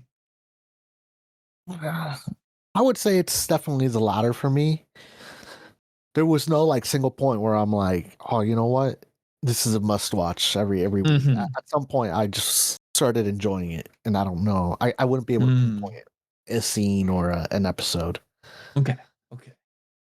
And I think that's totally valid, right? Because like I said earlier, the first half did kind of feel like I can see where this is going.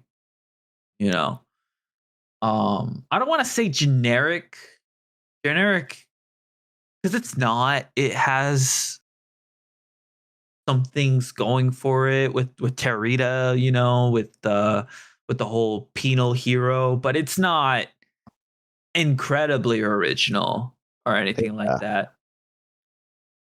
Predictable maybe is the word for the first half of the show. And at some point it stopped being predictable. Which I think is they started taking those creative liberties, you know? Yes. And it became really enjoyable. So I think that feeling that you expressed is very valid. So yeah, what you think about Rhino being a demon serial killer? Like I said, it was unexpected for me. I don't think anyone could have seen it coming, especially with the justification he gives, where he's like, oh, there are humans who enjoy killing their own kind, so why couldn't the same apply to demons? It's like, whoa. Whoa, what are you talking about, Rhino? And he's like, yeah, I just enjoy killing my own kind. It's weird because he and maybe there's a little bit of meta commentary there that Rhino, by hanging out with so many humans as a penal hero, took on the worst parts of being a human, which is the willingness to kill your own kind.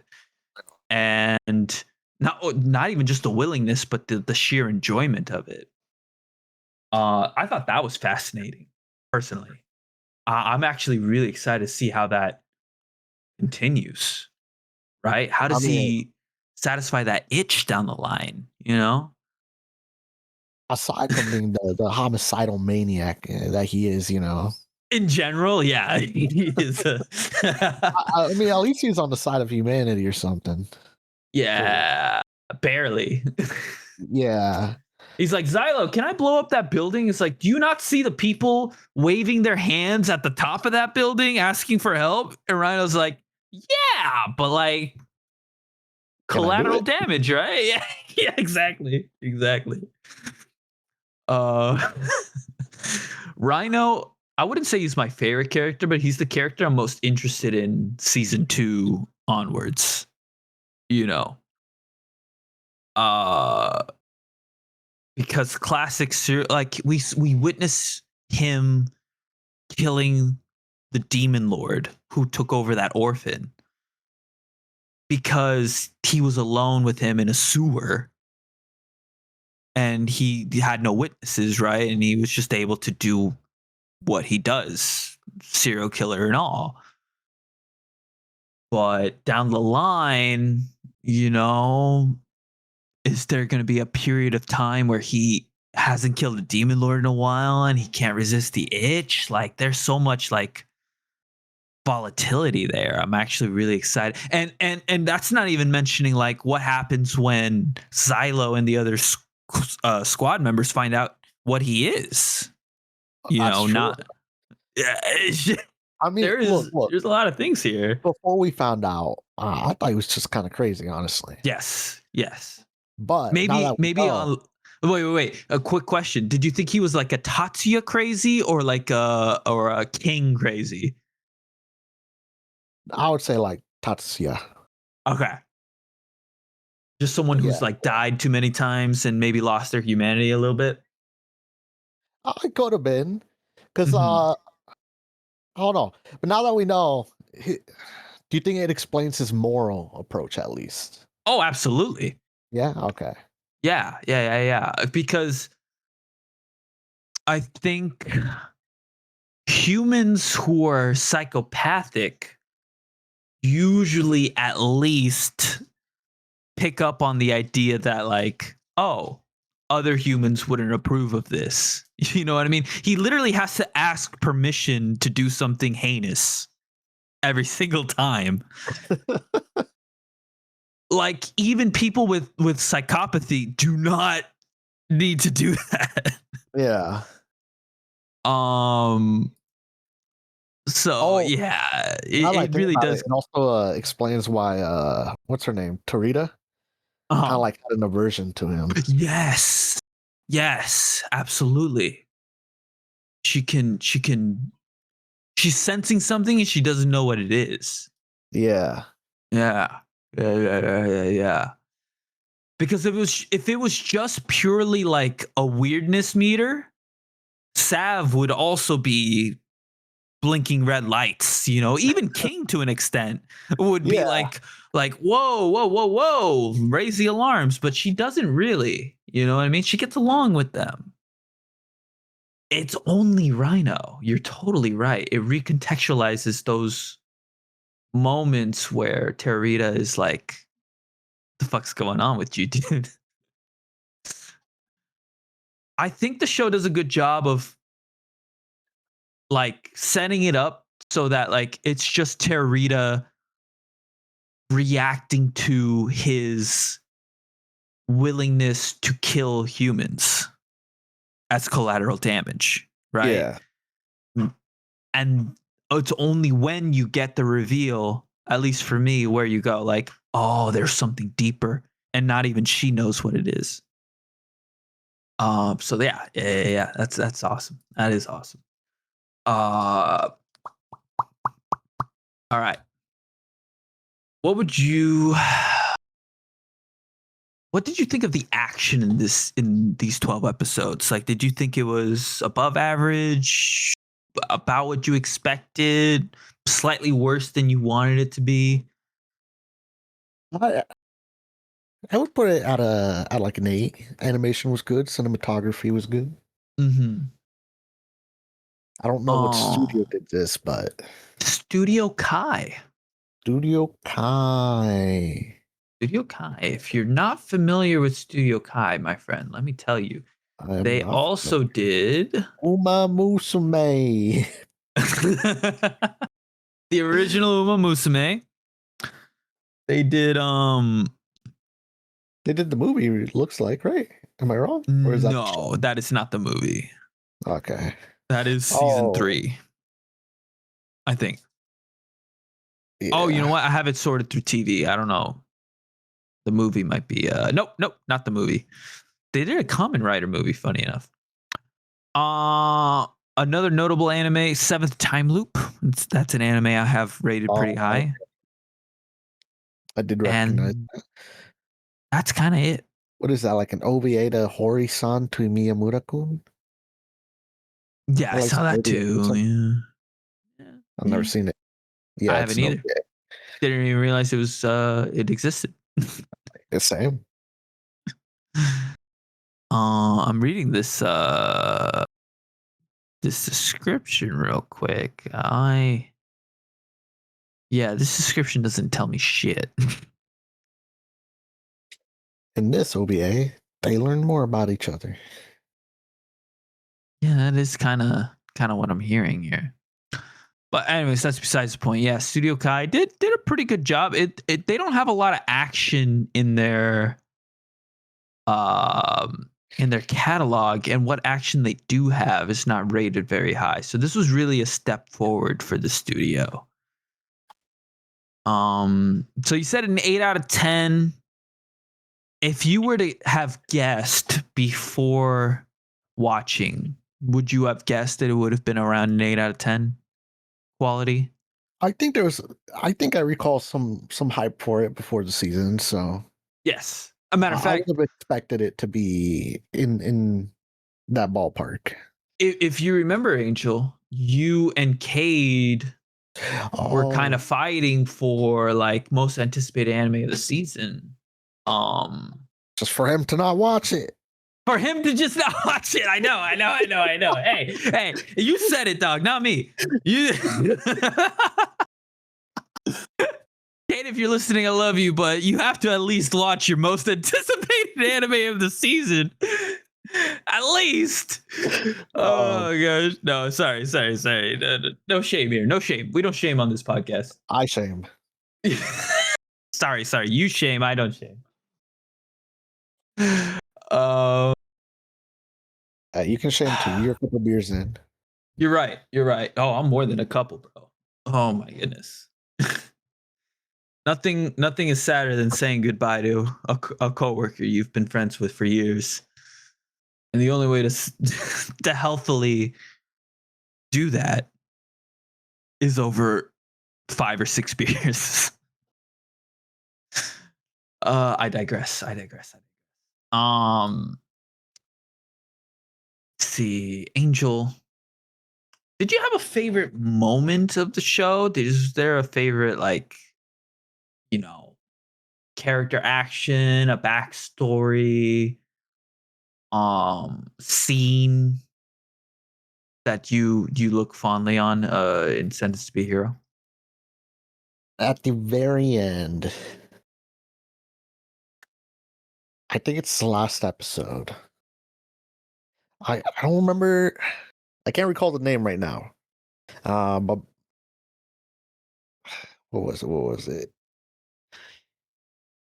Kivia, maybe? I think it's Sav? Patosh? I don't know. Yeah, let me just summarize it real quick. They set out the whole arc. Mm-hmm. They show up last episode and just shoot a child. So Rhino? You're talking about Rhino? Yes, Rhino. Yeah. We just spent like 10 minutes talking about him. And you know what? That's consistent with your character because you do enjoy seeing children suffer in anime. That is a consistent through line that we have noticed. And we've been meaning to talk to you about it for a while. We've been meaning to hold an intervention at some point, but I guess the time is now. Look, Rhino was kind of goated for that, okay? Rhino's your favorite character now. Yeah, Rhino's the best character. Yeah. Rhino's like holding the dismembered corpse of the girl, smashes her against the wall, and Angel's like, oh fuck yeah, dude, yes. It was like, she's dead anyways. It's the demon lord he's killing. It's the demon he's killing. Like, yeah, that's why you like it, Angel. Yeah. I will say that is like a hard-hitting moment, right? Like, because it's everything at once. It's the reveal that Rhino's the demon lord. It's the killing of a character who looked like they were going to be part of the end game, even, right? They just stopped at Thanos, Yeah. This is the equivalent of going back in time and killing Thanos as a baby, basically. For me, it's also in the last episode, but it is Kivia's. I think the last like 10-ish minutes of the episode is purely dedicated to Kivia and her sentencing, right? Yeah. And the reason why that was my favorite is because it felt like this moment almost recontextualizes the whole season, right? Because we believe that that season 1 is Xylo's story, Xylo and Terraritas, right? And that would be a reasonable assumption. But with it being the final scene, with it being the final thing you see before credits roll, you could make the argument, and it would be a strong argument, that season 1, the meaning of sentenced to be a hero is this is how Kivia was sentenced to be a hero, right? Because like before that, it's like, oh, this is how Xylo and his squad became heroes. Yeah. And that's perfectly fine. That is what it is. Like I'm not arguing that's like not what it actually is. Like of course that's what it is. But Kivia being sentenced to be a hero changes the entire landscape of the show, not just in retrospect, but also moving forward. Because I think the expectation is she's going to join Xylo's squad, right? So you could argue that these 12 episodes were about how Kivia eventually became sentenced to be a hero. And I thought that was awesome. Spot, right? I believe they don't straight up say so, but like I think the implication is there. Yeah, I feel like the implication is there. She'll be part of the team. She will be part of the team, yeah. And yeah, and the whole thing with like that guy with the glasses doing his whole spiel, and he has the goddess of like information or wisdom or whatever the fuck he calls her, and he's bringing out like all these books that have like truths that no one else knows. It was just such a big reveal to me that Kivia was going to be sentenced to be a hero of her own like choice too. Like she literally has to kill herself in order for this to work. And so it's going to be interesting moving forward. Season 2 was already announced, confirmed. We don't have a release date, but it is coming. And I think that like she was already kind of a part of the squad with how much she worked in tandem with Xylo at first, kind of from a distance, from like a commander standpoint, to eventually, like during Terrarita's assassination plot, she's very boots on the ground next to Xylo. She's with Frenchie and Xylo when they invade Sodric's headquarters, right? So she's always been kind of a part of the squad, but now she's going to be a hero, a penal hero with the squad. I think that's going to be awesome moving forward.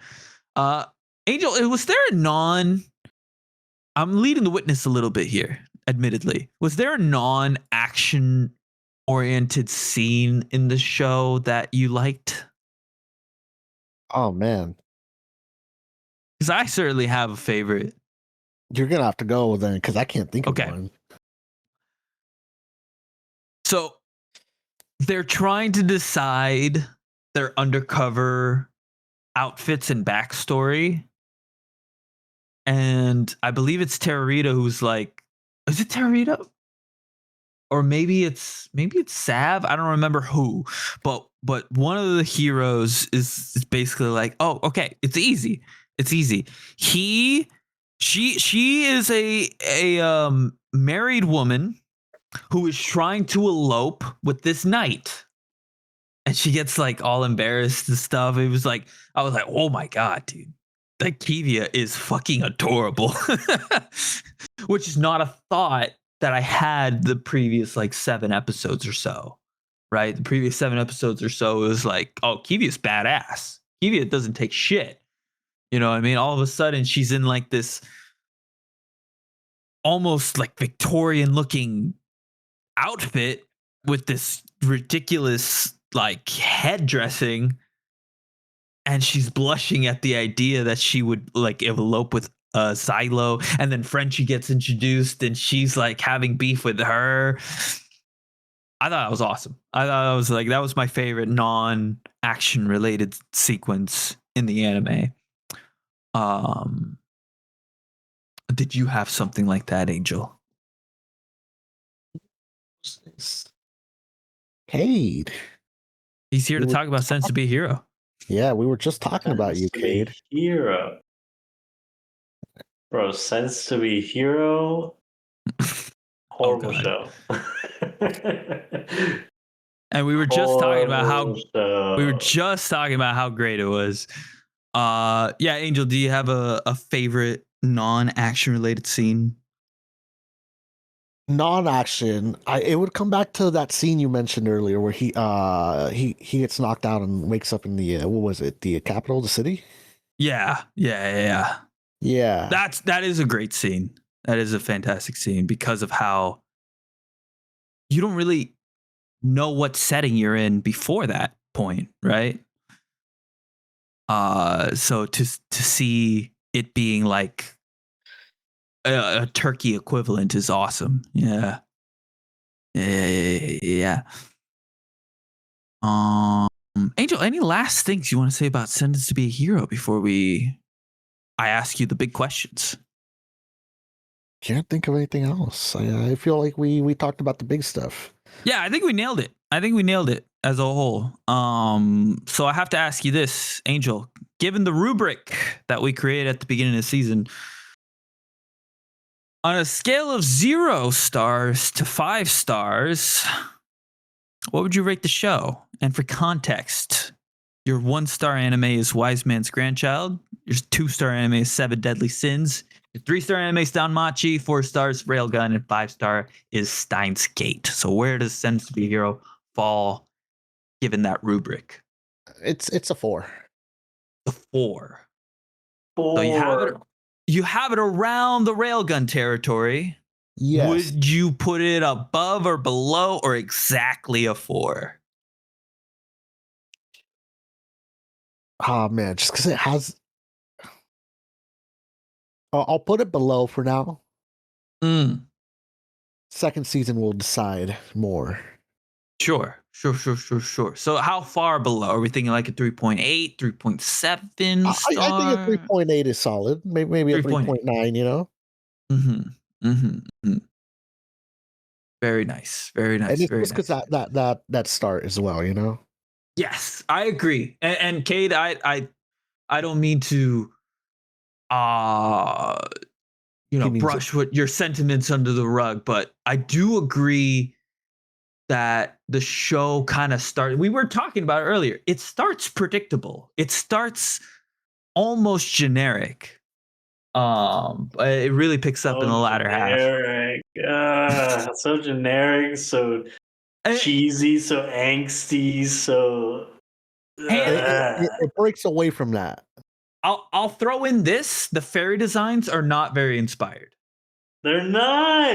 They're not even cool. They're just animals with some weird things, with weird fungus growing out of them. Like, we can all acknowledge that. But the world building in the latter half is really where the show picks up. Angel, I'm gonna echo your sentiment. I do think it is slightly below a 4 for me for now. And I would also have it at a 3.8, 3.9. So above Danmachi for me, which is ironically, we both have Danmachi as our our 3-star anime, which is such a 3-star anime. It is the perfect 3-star anime. And I have Beyond the Boundary as my 4-star, and I do think Beyond the Boundary was slightly more enjoyable for me in its season. So, Tends to Be a Hero. I think we both agree, a 3.8. A little rare when we have exact same scores. But yeah, that about does it, Angel. Thank you for joining. And no need to close out because I'm just throwing this in the middle of an episode. So bye forever. We're gonna move on to Journal of Witch. Cade, are you calling it a night here? I am going up at least. You have a good one. All right, Tanner, it's just you and me. All right. We have a couple of shows to knock out. Journal with Witch. Journal with Witch. And then we can do You and I Are Polar Opposites. Indeed. To cap off, and Tends to Be a Hero will be done at a later time. Okay. Journal of Witch, Tanner. How far did you get? I've not watched thing you the last remembered. 2 episodes, so Okay. yeah. Pretty caught up. Yeah. I mean, it's right now. It's kind of like the. I kind of like want to refrain from using like the term arcs in this show because there really aren't any. No. But like, Agreed. I'm in the band arc. You know what I mean? The band auditions have just been introduced. So you finished the Valentine's Day episode. The Valentine's Day episode. Have I? No. So you said there's 2 episodes left. Yeah. That's definitely definitely a no. It's literally episode 11. It is episode 11. Oh, wait. There's 13 episodes. I've not watched the last 3 episodes. All right, there we go. That's where the confusion comes from. All right. Tanner has even more anime to catch up on. Okay, so the last episode you watched has her trying to write lyrics. Yeah, and then she decides she's not gonna audition for the lead vocalist role for her club, right? And then is this also the episode we get introduced to the Makio's writer friend helps her with writer's block? Or was that the previous? That was the previous episode. Okay. Are you talking about Juno, the older lady? Yes. Yeah. And also in this episode is the beginning of Makio, not Makio's friend, Asa's friend, Emery. Kind of getting starting a little Yuri. Bro, I called it that this girl was gay before they even introduced it. Like, I don't know what it was. They were packing like the subtlest of hints, but I think your mind just is kind of in that space when you're watching this show because it's very like reality based and it's very like subtle because it's all about like your internal feelings and like interpersonal relationships, right? And so like you're having to look for these subtle things in the characters. So yeah, I definitely was like, they're all talking about like, oh, boyfriends, and she's like, no, don't ask me, and I'm like, it was just giving the vibes, and I was right. Well, seemingly right, I guess, at least. It wasn't confirmed, although I think it's all but confirmed, if that makes sense. I will say nothing else. So Tanner, given that you've watched 10 episodes out of 13, what would you say your in progress like feelings are about Journal of Witch? Love this show. If you like, I don't know exactly how to describe it, because I don't think I've had to talk about a show that's quite like this one. So it's going to be a little difficult for me to put how I feel about it into words.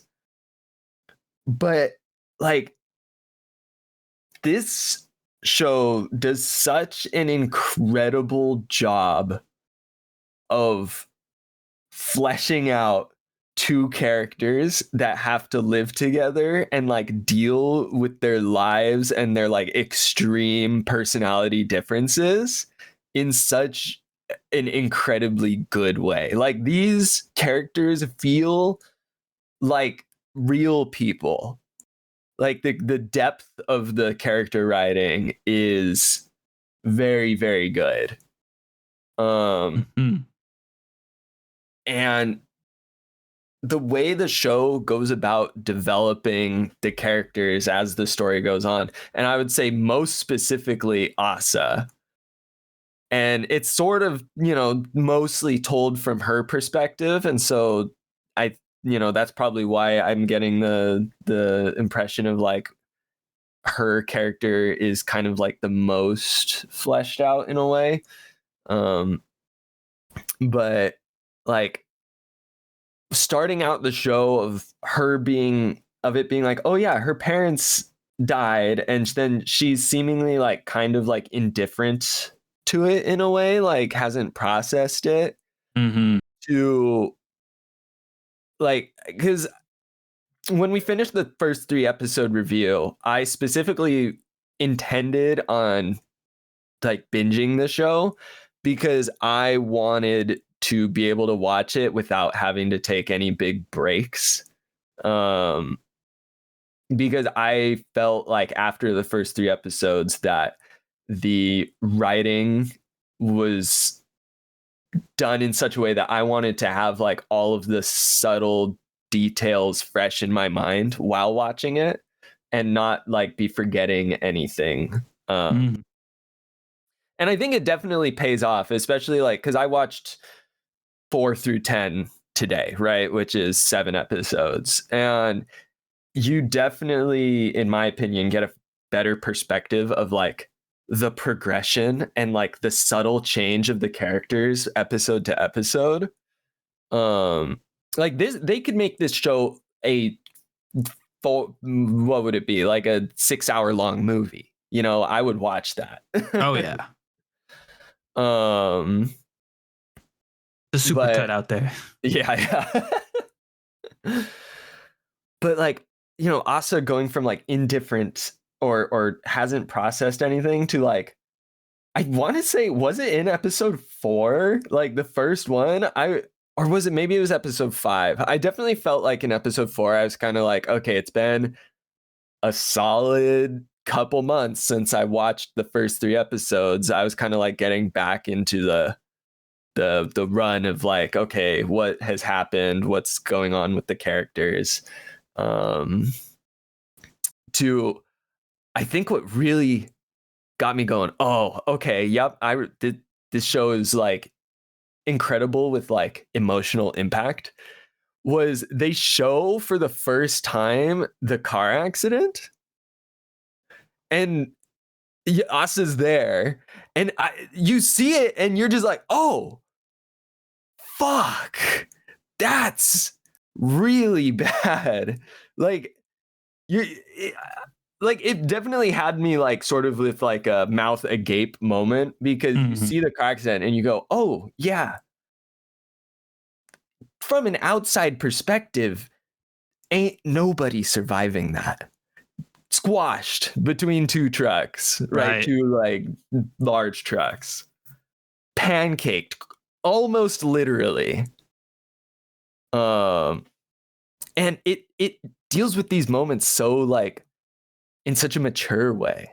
I felt like, of like, everything is put out for like building the character's perspective, or like giving you, or for giving the viewer the perspective of how a character might have been affected by these events, right? Because you kind of go in thinking like, oh, Asa's just, she's definitely having to deal with the death of her parents. I don't think up to that point you knew that, like, oh, she was there when it happened, or she saw it, at least the scene. Right. And I don't know. I don't know.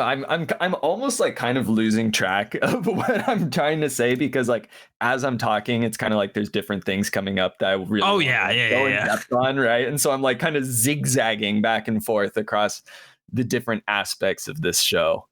But just Asa and Makio like being forced to live together and having such different personalities, and somehow like having the maturity to figure it out together, or with the help of others, is like kind of crazy. I don't know exactly what to say. I want you to start talking, because I think I'm starting to run out of like my like memory recall, right? And so I'm sure I'll have more to say. If I like jog your memory a little bit. Yeah. There's multiple things I want to spotlight with this show, and I will do my absolute best not to mention anything in the last 3 episodes. The desert, or I don't want to call it desert imagery, because it's more just like sand related imagery, right? The metaphor of the oasis. Right, or the lack thereof. Yes. Right. And it's not always an oasis. We see Emery sees it as on a beach, for example, right? So the way it carries through it, I mean, it's so easy to get at, but at the same time, it's just so deep, and it goes so well with the themes of the show. And I think the most powerful thing for me was this realization that that Asa has when reading one of Makio's novels, right? And she sees that Makio is able to put into words the feeling of loneliness that resonates with her, right? And yet she is frustrated that, like, how can we both be metaphorically in the same place, and it's torture for me and it's your oasis. Well, she doesn't say that, but that's kind of the point, right? That's the image that she's conjuring up as she's reading the novel is some I think she imagines Makio like near an oasis. And I thought that was super powerful, because it really does. I mean, the message is simple. Like, 2 people can experience something, a feeling, in almost the exact same way and come away with 2 different, conclusions, 2 different emotional reactions to it, right? And that's a theme that is all over this show, in multiple ways. Another thing I wanted to spotlight, I love Makio, and I need his name. Oh, and yes. Kasamichi's relationship. It's awesome. It's awesome. The cuddling, the like weird like friends with benefits thing they've got going on. It's perfect, honestly. And this season, just for whatever reason, it had 2 shows that I just went like, wow, this is so realistic and grounded, like I've never seen before. And Journal of Witch, from an adult perspective, I think is incredibly grounded, and the way that like Makio's relationship with not just Kasamachi, but also her friends. We see a scene where they're like cuddling while watching a movie. I'm like, yeah, that's girls' night right there. That's bro, come on. When have you seen girls' night portrayed in a non like, fetishized way in an anime? I can't think of a single time.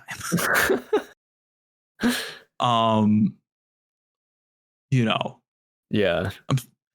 I'm trying to think what else. Asa's, her whole story, obviously incredibly heartbreaking. And it's funny because she does a lot of unlikable things, right? She becomes a little bit bratty in the middle. She is acting impulsively a lot as well, invading people's privacy. There's and being very accusatory as well. Like she does a lot of unlikable things, but in the context of her situation, the context of her being a child who's still finding herself, right? And that's obviously another major theme in the show, finding yourself. I thought her journey was I don't want to say it was incredible to watch because it was very sad, but it resonated. You know what I mean? Which is something that I think anime sometimes struggles with. When we think of things that resonate, we might think of like a sad book, maybe a sad movie, sad anime. Come on, bro. It's very hard for anime to really like consistently make you feel things. And yet, Journal of Witch had me feeling things practically every episode, sometimes multiple times per episode. It's extremely realistic, I think, yes, in how like the characters' actions and thoughts are portrayed. And I think one of the aspects of that I know sort of took note of is like, I feel like in a lot of stories you would kind of that would kind of focus on something like this. There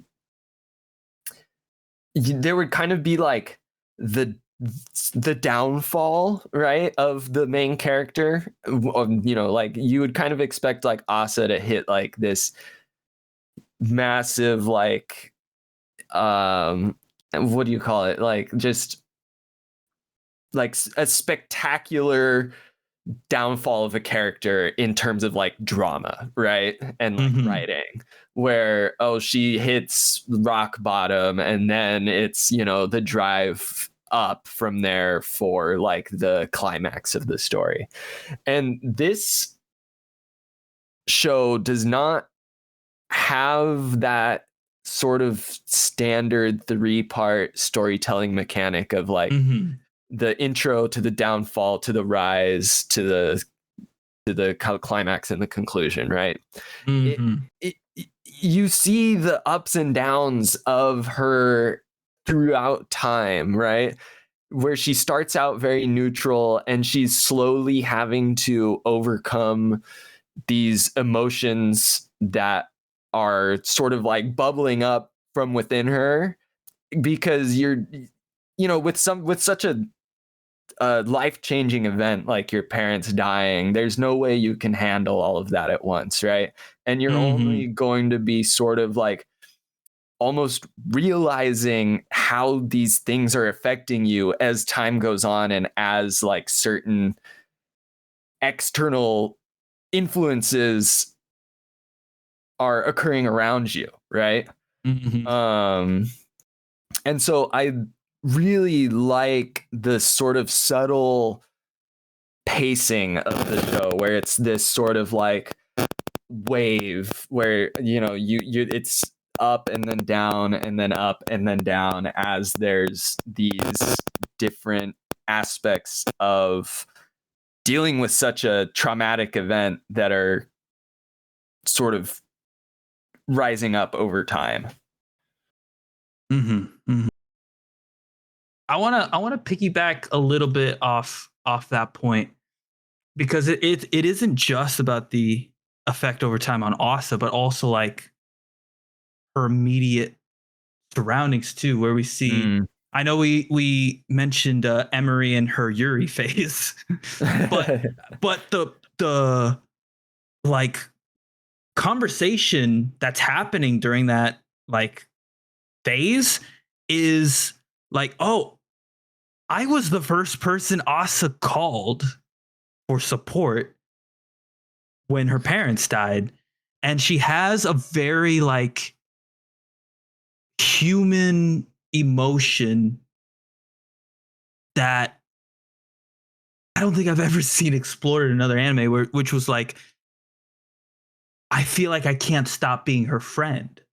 Like I'm forced to not drop her, right? Yeah. And it's not like I want to drop her, but I feel like I don't have the choice, right?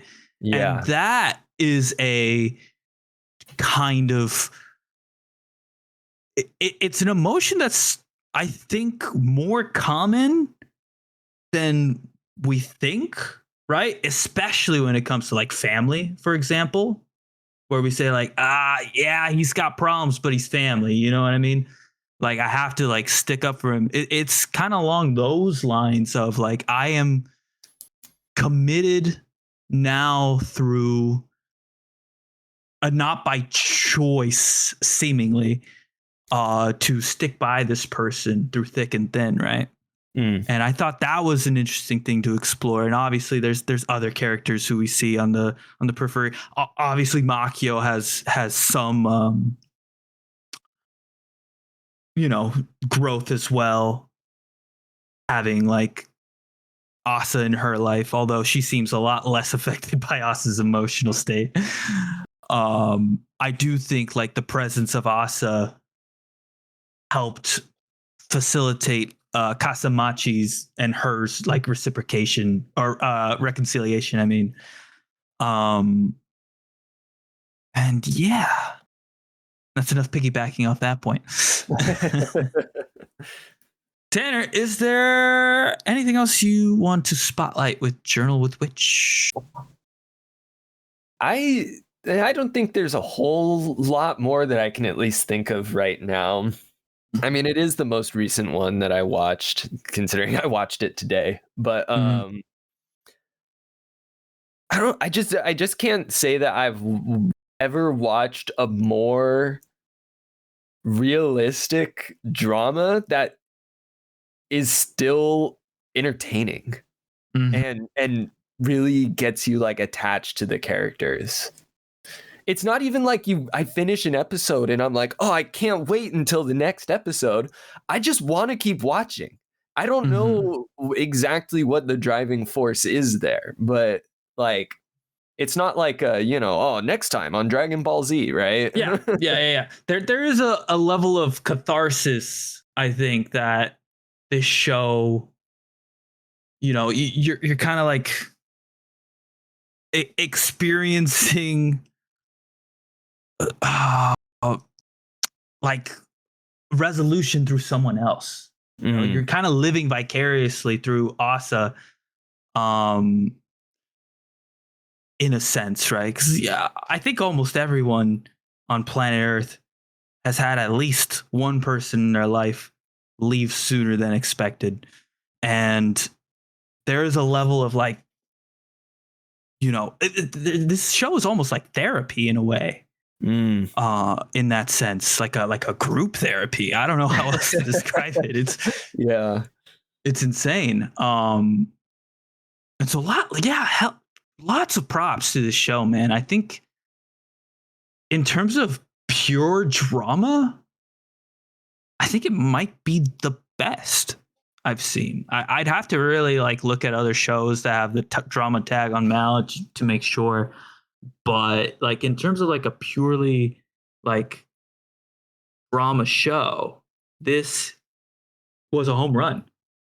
Now I do want to give a couple of fun facts because I had to do a little bit of research about Journal with Witch. I had some curiosities overcame me. The manga came out in 2019. It was a relatively. Oh no, sorry. It was nominated for an award in 2019. Came out in 2017. Published in 2017. And I believe, if I'm not mistaken, I'm pretty sure I saw that this show, this manga also got a live action film. Yeah, 2024. So it's been this is technically its second adaptation. Okay. Which I found interesting. That's it for fun facts. Nice. Sorry.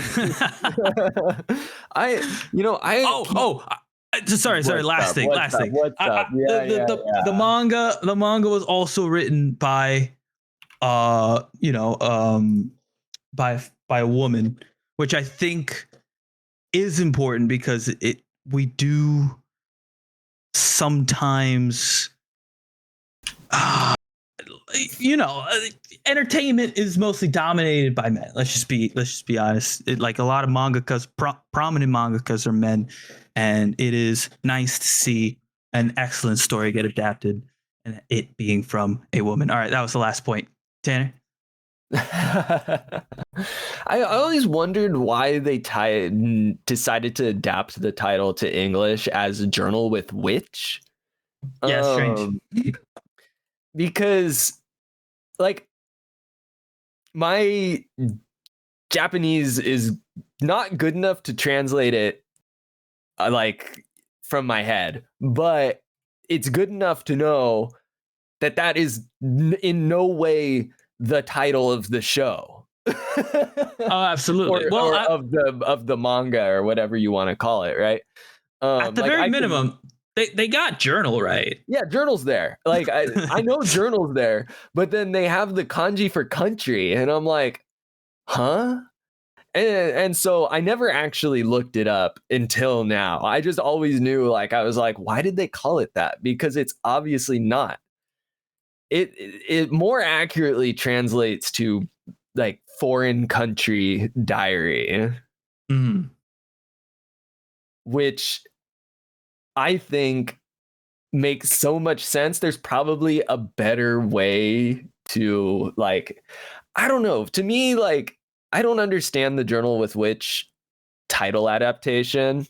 I feel like there's a better way because different country or foreign country diary makes so much sense because you can imagine Makio and Asa as, they're so different of people, their worlds are foreign to each other, right? In that sense. And so that's kind of how I would read into the more literal translation of it, but that was just my take on the title specifically. Yeah, I don't know if there's some executive at Crunchyroll who's just in charge of names and was just foreign country diary. That doesn't sound good. You know what I mean? Let's call it something else, I wonder if it's one of those things. I don't know much about kanji at all, but I know that sometimes it's the kanji can be read this way or it can be read that way. I wonder if it's one of those that is the word witch inside the kanji for country or something? I don't fucking know. Yeah, I don't know. Not in any way. Which is majo. Yeah, that's such. There's literally nothing that it shares. No kanji, no radicals even. So, so all I can think of is that someone made a decision. They just said this show is gonna get skipped on just for the name because foreign country diary doesn't pop. in English. It's a little rough for sure. Like it sounds like a literal translation. Because in Japanese, like they have a word for foreign country, right? Whereas like a singular sort of word in essence, you could call it, right? Right. Whereas we don't. We have to say foreign country. But yeah, I don't know. Journal with Witch makes no sense. But I think it makes sense for the show, to me at least. But in terms of like a direct translation of the original title, it makes zero sense. Doesn't even make sense as a title. Because Witch. What with what? It's missing some grammar in there. Grammar schmammer. It sounds good. But I just mean like the concept of like, Makio being a hermit, very kind of like a lot of the characteristics a witch would have, Makio kind of has. So yeah, you could read into it that way. Yeah, exactly. But like, yeah. Grammatically and a direct translation, it obviously doesn't track. Dan, this is part of the show where I have to ask you, what would you rate the show on a scale of 0 to 5? Withholding the last 3 episodes, of course. This is like a super solid like 4.5. This is very good. I'm in a similar boat. I think a 4.5 is actually perfect. And again, it might be the best drama I've seen, because up until now, it was probably Domestic Girlfriend, which, let's be real, shouldn't count. That's crazy. Name me a better pure drama contender. There's one. Well, yes, I know. That's what I'm saying. Up until now, it was Domestic Girlfriend. Okay. A man's fighting me with pitchforks over something I did not say. I thought you were saying, name me a better drama than Domestic Girlfriend. No. Quite the opposite. I'm trying to think of a better one than Journal of Witch. So a 4.5 for me. This is an anime that if someone were to ask me, what's an anime that you can show a normie? You know what I mean? And that normie happens to have a background of like, I don't know. They need daytime television. A mildly refined palette for it, though. You know what I mean? I don't think so. I don't think so. I think you're wrong there. I really think the themes of this show are universal enough to capture the attention of the average person. Okay. I mean, we've all, or many of us at least, have experienced a similar or can draw relationships between our lives and these characters in this story. Mm-hmm. Right. Mm-hmm. So absolutely. Yeah. I don't know. It's just like, it was just so good, man. It was just so well done. I don't know. I can't praise it enough. Journal of Witch might have been the best show this season, and that's crazy because this season was fucking stacked. Yeah, and this was the vote in. yeah, that's right. It was a wild card. It was a wild card. Wild. That's a good point, Tanner. You know what? Journal of Witch is the reason why we do the wild card. It's a very good example for sure of like, let's get the mainstream hype out of the way. Yep. And let's find the real like diamonds in the rough. Totally. I mean, between this and Apocalypse Hotel, I'm feeling pretty good. Heck yeah. I mean, granted, that's 2 out of like a potential 12, maybe more wild card shows we've done. We've definitely done some vote-ins and then been like, yeah, these are all pretty mid. Like, that shit was trash. Oh man.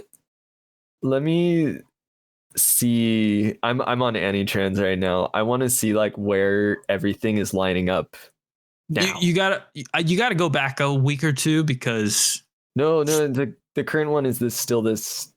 No, it is. Season. I know, but the way AniTrans works is, you have to actively vote that week, and when a show ends, people aren't exactly like chomping at the bit to vote it for the week. You know what I mean? So like Shiboyugi dropped to 17, I think, recently. But it's been over for 4 weeks, so right, I mean, we'll do week 9. We'll do week 9. I went back to let's see. I'm now like Shiboyugi is gonna be like my reference, I guess, or if I can find it. Pardon me, I'm gonna have to like use the fucking find feature. There it is. Yeah, the week Shiboyugi ends, it was at 16. Journal of Witch ends at 10. Okay. Oh, actually, I think Journal of Witch had another episode the next week, but I mean, it was top 10. I don't even know when any of this stuff ended. This was a month ago, so the week that I'm looking at right now. So, Tamon's B-side being at number 3 seems like very suspect. Like, yeah. How? That's crazy. Got a lot of hype, man. It's got a lot of hype. It's above. Look. Don't hate me, anyone who loves Tamon's B-side, for this take. This is gonna come off as a potentially me trashing your taste. But Tamon's B-side kicking Fate Strange Fake out of the number 3 position is fucking insane. That's crazy. Like, from an objective standpoint, they're incomparable. A JC staff anime should never be above Fate. Piece of media. It's crazy to me. Holy cow. Yeah. The whims of AniTrans, man. I don't get it. Who's doing this? Okay, anyways. We're going to move past that now. Yes. There is one thing I forgot to talk about Journal of Witch. Ditto Eyes. Surprisingly reoccurring. Ditto Eyes. the blank expression. Oh face. Yeah. Oh yeah. The show is not funny. All drama and feelings. It has a balance of everything. It has its light moments. A little bit of something for everyone. Yes. Fate at position 4. This is for week 9, just to make sure everything is still airing. Followed by You and I Are Polar Opposites, rightfully so. We'll get to that next. I'm only gonna look at stuff that we have watched. Journal of Witch. What? It's a little too soon for that. We still got You and I Are Polar Opposites. Well, yeah. I already called out its position. Journal of Witch at 10 dropped 3 positions from then, or for that week. So it was at number 7, which is impressive. Shiboyugi 16. Was that everything? Shiboyugi, Sense to be a Hero. Yeah. Oh, I didn't. We only had 5 shows past this season, so. Why do I not see Sentenced? I probably just missed it. Oh yeah, I did. At position 12. All right. Yeah, we've pretty solid take on finding good shows. But yeah. Mm-hmm. I still can't believe that fucking Tomlin's B-side was at position 3. That's stupid. That's, next week it dropped to 4 with Polar Opposites going above, and then it went back up again. It took the current ranking is at position 3. Why? Oh, all right. Let's move on, Kevin. Yes, indeed. You and I are polar opposites. The anime. I'm not just calling you out, Tanner. We couldn't be more similar. It's true. It's true. Tanner, what did you experience watching You and I Are Polar Opposites? What did I experience? Only the greatest wholesome anime of the season. Yeah, that's pretty accurate. It is. It's feel good, and it's not like, it's not even like Yuru Camp feel good of like to the wrong or not to the wrong, I should say, to a certain demographic it could be potentially boring. Like, this is like fun, wholesome, it's cute and romantic, and the side characters get relationships. You can't hit more nails on the head. Like, romance anime with side characters that have development is crazy shit, man. I called this show is good. I called the show earlier. I said it's Wodokoi in high school. And that's having not watched Wodokoi. I just know that there's a lot of couples in Wodokoi. Sort of. I mean, like, the main characters are surprisingly similar in terms of like visual and personality types. Like, the guy is dark haired, kind of quiet type. Girl is like bubbly pink haired. Oh, I meant purely from like multiple couples in a show. Oh, not like in terms of. I thought you were drawing even closer comparison. No. If I were to do that, I'd have to choose something like what's that one show? Suki something. I can't. Tsukimichi? No. Tsukimichi is the. It's completely different, but you said way different. Of that. You're thinking of Tsuki ga Kirei. Oh, Tsuki ga Kirei. I haven't watched that one. But that's besides the point. Tanner, who's your favorite couple so far? Oh, okay.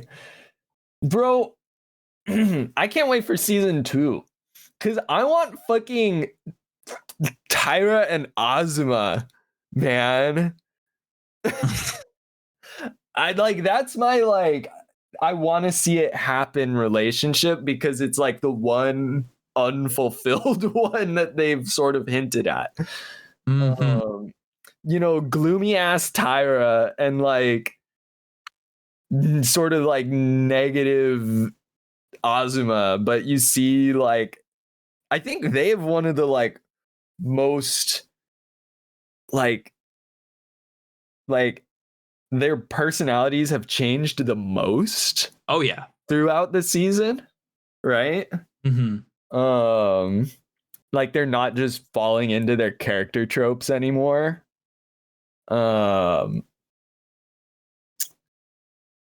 Yeah, they're all super shippable. Although dare I say the main relationship is like the one I found myself like rooting for the least, but that's because like it sort of like already it already gets established, right? sure. Yeah. So like the cute moments are great, and I love seeing the relationship progress and seeing like them sort of like, it's a very mature relationship too as well, not much of that like shallow teen drama you see in a lot of these like high school romances, right? Where there's like the misunderstanding, and then they don't want to talk to each other, right? Gamers. Shout out to gamers.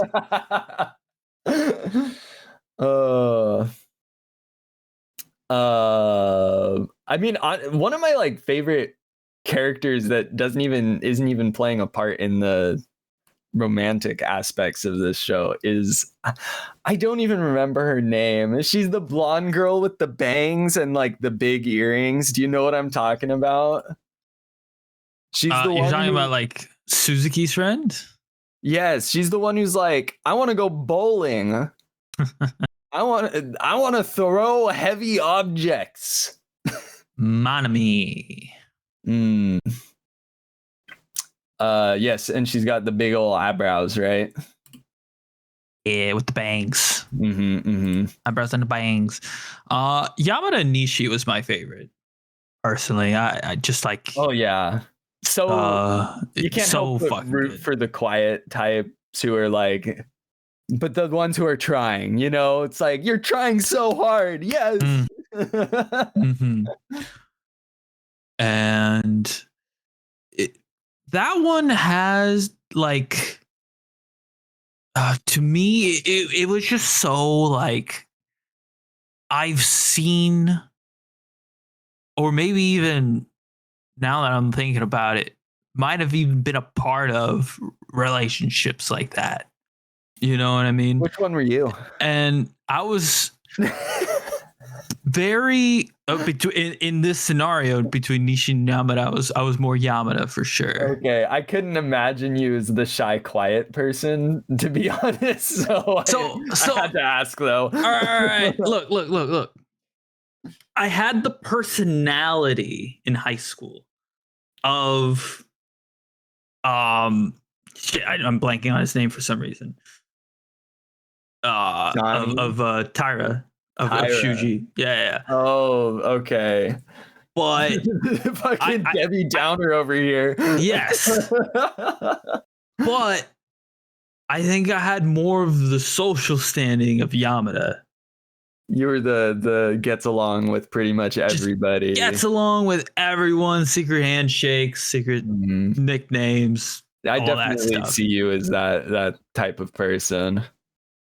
But mentality wise, like I found myself really like relating to Tyra specifically. I just like, especially with the whole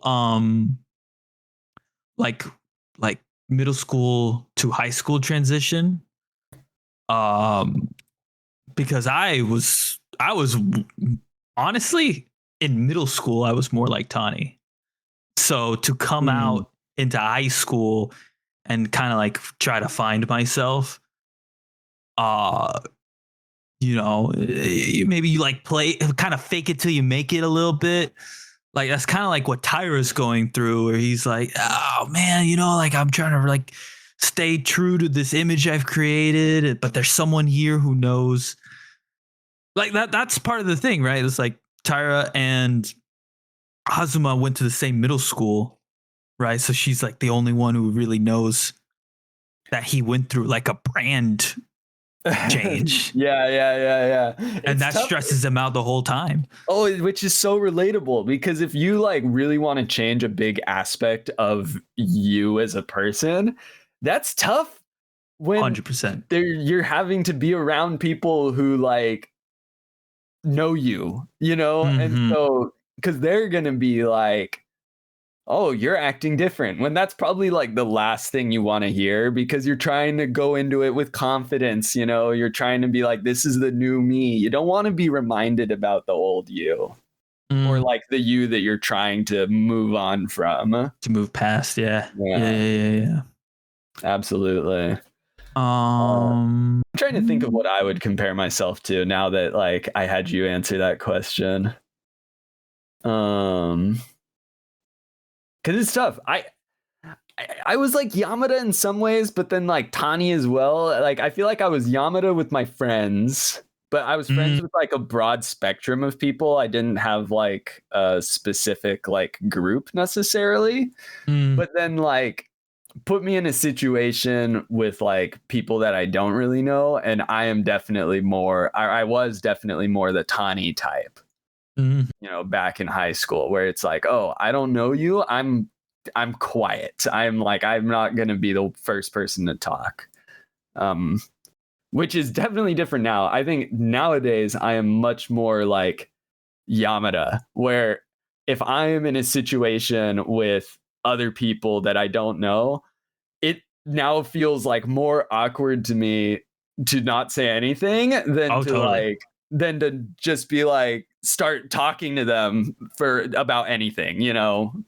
Mhm. Man, it's part of growing up, man. Part of growing up. You gotta say hi to strangers. Yeah, like I mean, have you ever taken one of those personality tests, like the Myers-Briggs personality test? That's the one that gives you like the 4 letters. No, I don't think I ever have. Oh, I'd be interested to have you do that. It's pretty long if you do the detailed one. Like it probably takes like half an hour. Because I have taken the BDSM quiz. Does that count? It's low key similar, but in terms of format, at least. Where it gives you like a situation and you have to rank it on a spectrum of like how much you agree with that statement, right? Yeah, for sure. And then it's got like probably well over 100 questions, but then at the end it gives you like 4 letters that are supposed to like speak towards your like personality, mostly like introverted versus extroverted. That is like the first letter, like I or E. I mean, reading the ones I've taken, they're like very accurate because it kind of gives you like a rundown of what category it sorts you into, right? Because like each like grouping of letters has like a I don't know, like they almost assign it to like a trope and then like describe that, and you'll read through it, or at least I do, and I go, that's really accurate. But like the reason I bring this up is because I remember taking it once in high school, once in the middle of college, and then I took it once earlier this year. And the very first time I took it, I was INFP, which is like the sensitive introvert is kind of what I'm gonna break it down to, right? And then the next time was INTP, so that's more like still very introverted, but it's like, I mean, the F versus T is feeling or thinking, so the website would do a better job of explaining it than me, but like you can maybe sort of draw a conclusion there. I can't describe it very well. But then now, I believe I got earlier this year, it was like ENFP or something like that. So like I switched from being on the introverted side to the extroverted side, which is like by far the biggest change according to that personality test. So it's just very interesting to see. I'd recommend that you try it out. I just did a speed run of the quiz, and you said 4 letters? I got asshole. Really strange. Oh, yeah? There's not even like slots for the other letters. They just like go beyond the box where the 4 letters supposed to go. It's really strange. Plus ultra, go beyond. Well, I'm sending you the oh gosh. The test. Oh, nice. Perfect. Homework. I love it. Speaking of homework, Tanner, is there a favorite scene you have from this show? Is there something you can draw from? You know, we've got the school trip. We've got the like early Tani Suzuki relationships. Like, is there some scene that really calls to you? I love the fucking like Quentin Tarantino esque fucking scene of the Yamada Nishi and Tani Suzuki simultaneous like date day going to the same place. Oh yes. You know what I'm talking about? The last Where- episode, yeah. Was that the last episode? It was the very last episode. Okay. No, that one was super good. I loved, like, first off, absolutely, like, Yamada Nishi, so easy to root for. Mhm. You'd love to see that they're, like, making progress in their relationship. Nishi's, like, opening up. Yamada is, like, trying to help her from his, like, very, like, external perspective of, like, being very outside of that personality type. But and then they spot Tani and Suzuki on their date and fucking bolt. That was so funny. Where it's the subtle things in the animation, man. But like it's where they start running, they like almost run into each other before they make it the rest of the way. It's the most Looney Tunes this show gets. yeah, absolutely. And then seeing the Suzuki perspective where like she knew about them the whole time was funny. I think my favorite scene was on the school trip and they're in the amusement park and Tani Fucking like super ultra mega fun park or whatever they call it. Yes, whatever the fuck it's called. And it's at the end. They're like rejoining the main group, right? Mm. And Yamada and his posse all have like the hats on. Yes. And Tani is staring right at. Why do I keep forgetting his name? Tyra. And in that moment, I understood exactly what it was. I'm like, Tani's thinking, of all people, I thought you would also avoid the silly hats. Yeah, he'd be like I don't want to participate in this tomfoolery, right? Yes. There's like a sense of like betrayal almost from Tani. Dude, but that scene gave me like such huge flashbacks to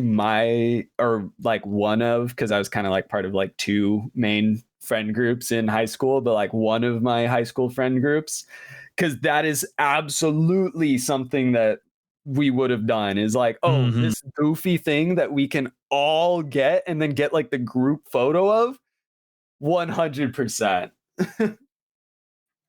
It was a great moment. Yes, that one was super good. I'm glad you brought that one up.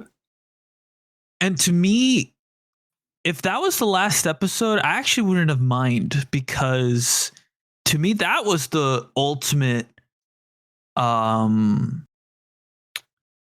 sign that Tani and Tyra both underwent massive change, right? Yeah.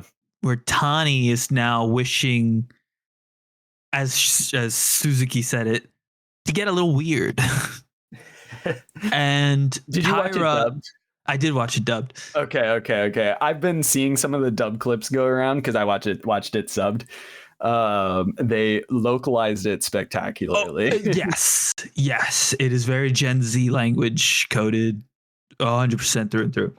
And Tyra, to me, it's also signifying a change in Tyra because it's something he would not have done if this happened in episode 1.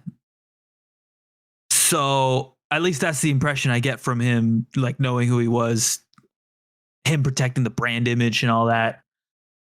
Like to see him loosen up, to see Tani be jealous that he didn't loosen up as much, I think was like just such a huge moment to me. It was incredibly cute.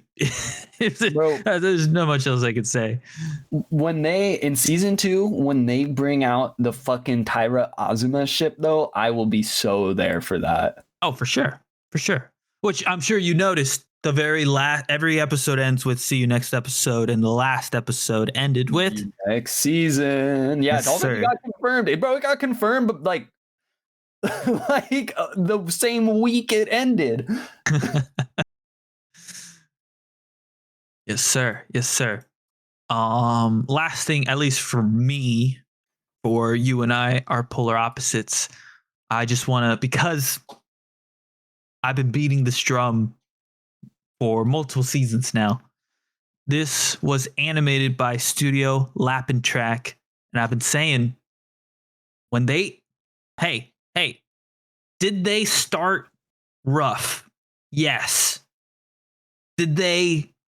Are they now on a fucking win streak, a Call of Duty kill streak, a fucking Spectacular Kilimanjaro? Exactly. UAV's already in the air. We're about to call the fucking drone strike.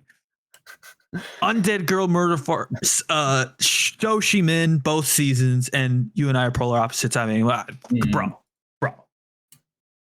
The last like 4 projects, they've batted 1,000. So fucking Lap and Track, keep it up. Tanner, is there any last thing you want to mention about you and I are polar opposites?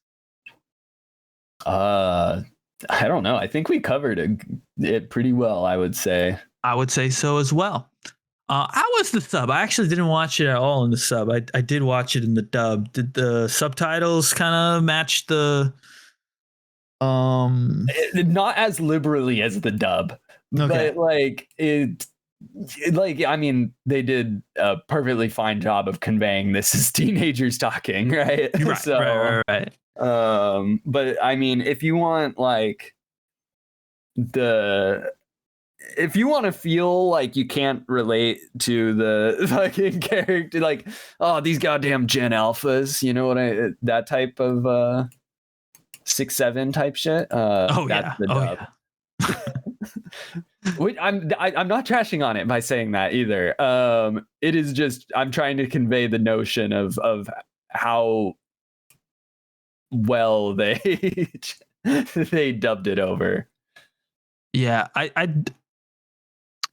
there's a very short list of shows where I can personally say like the dub, I don't want to say superior, but it's at least on level with the sub. You got Skate the Infinity. You got Freyrin for me. I think is actually that one I will say, hot take, superior dub. Oh, and shit. Okay. You and I are polar opposites, I think. Bro, is on the level of sub. It was very Gen Z coded. You're not gonna fucking include Hokkaido gals? I'm not gonna include Hokkaido gals with their fucking Wisconsin accents. It is superior for meme purposes. It's actually the only thing that makes the show good. Yeah, okay, you know what? When you put it like that, then it is superior. You're right. Like I remember finishing the 3 episodes we watched way back when and going, yeah, this is Gooner bait. And then you were talking about the dub, and I went and watched it, and I'm like, oh, now this show actually has me laughing. Yeah. And it's the accents. It's just the accent. It's the accents, but it's also the localizations. Because Hokkaido Girls did also have a lot of like localized language, Zoomer language, if you will. How's it going, bud? Oh God, Tanner, I have to ask the question every single time. On a scale of 0 stars to 5 stars, I keep forgetting I'm supposed to call them gourmand stars. What would you rate the show? One sec, let me pull up my rubric. For you and I are polar opposites. It's okay. It's better than okay. No. The okay was the filler. No, I know. I just wanted to be shit. All right. And really the okay was meant to be a lead-in into don't take this more harshly than I'm trying to convey. It is not a 4. It is not better than Bocchi the Rock. But is it like a 3.9 Yes. Like it's leagues above Monogatari. Leagues above. But I would not put it over Bochi. So it At the has to forward, sit yeah. like just barely below. Okay. For me, and I do want to say the dub does give it extra points for me. I am gonna rate it above a 4. My 4 is Beyond the Boundary, so I don't feel as bad. Fair. And I would say like a 4.5, to be honest. Shit. Okay. The amount of times, you know what? I don't think it's better than Journal with Witch as a whole. I was gonna say I'll go 4.3. Kokomiki was 4.5. So Yeah, I'll go 4.3. I'll go 4.3. Gourmand stars out of 5. I loved it. I loved the show, man. It's just the amount of times where I was like transported back to high school watching this show. And again, the dub definitely had a lot to do with it, because just like the Zoomer isms,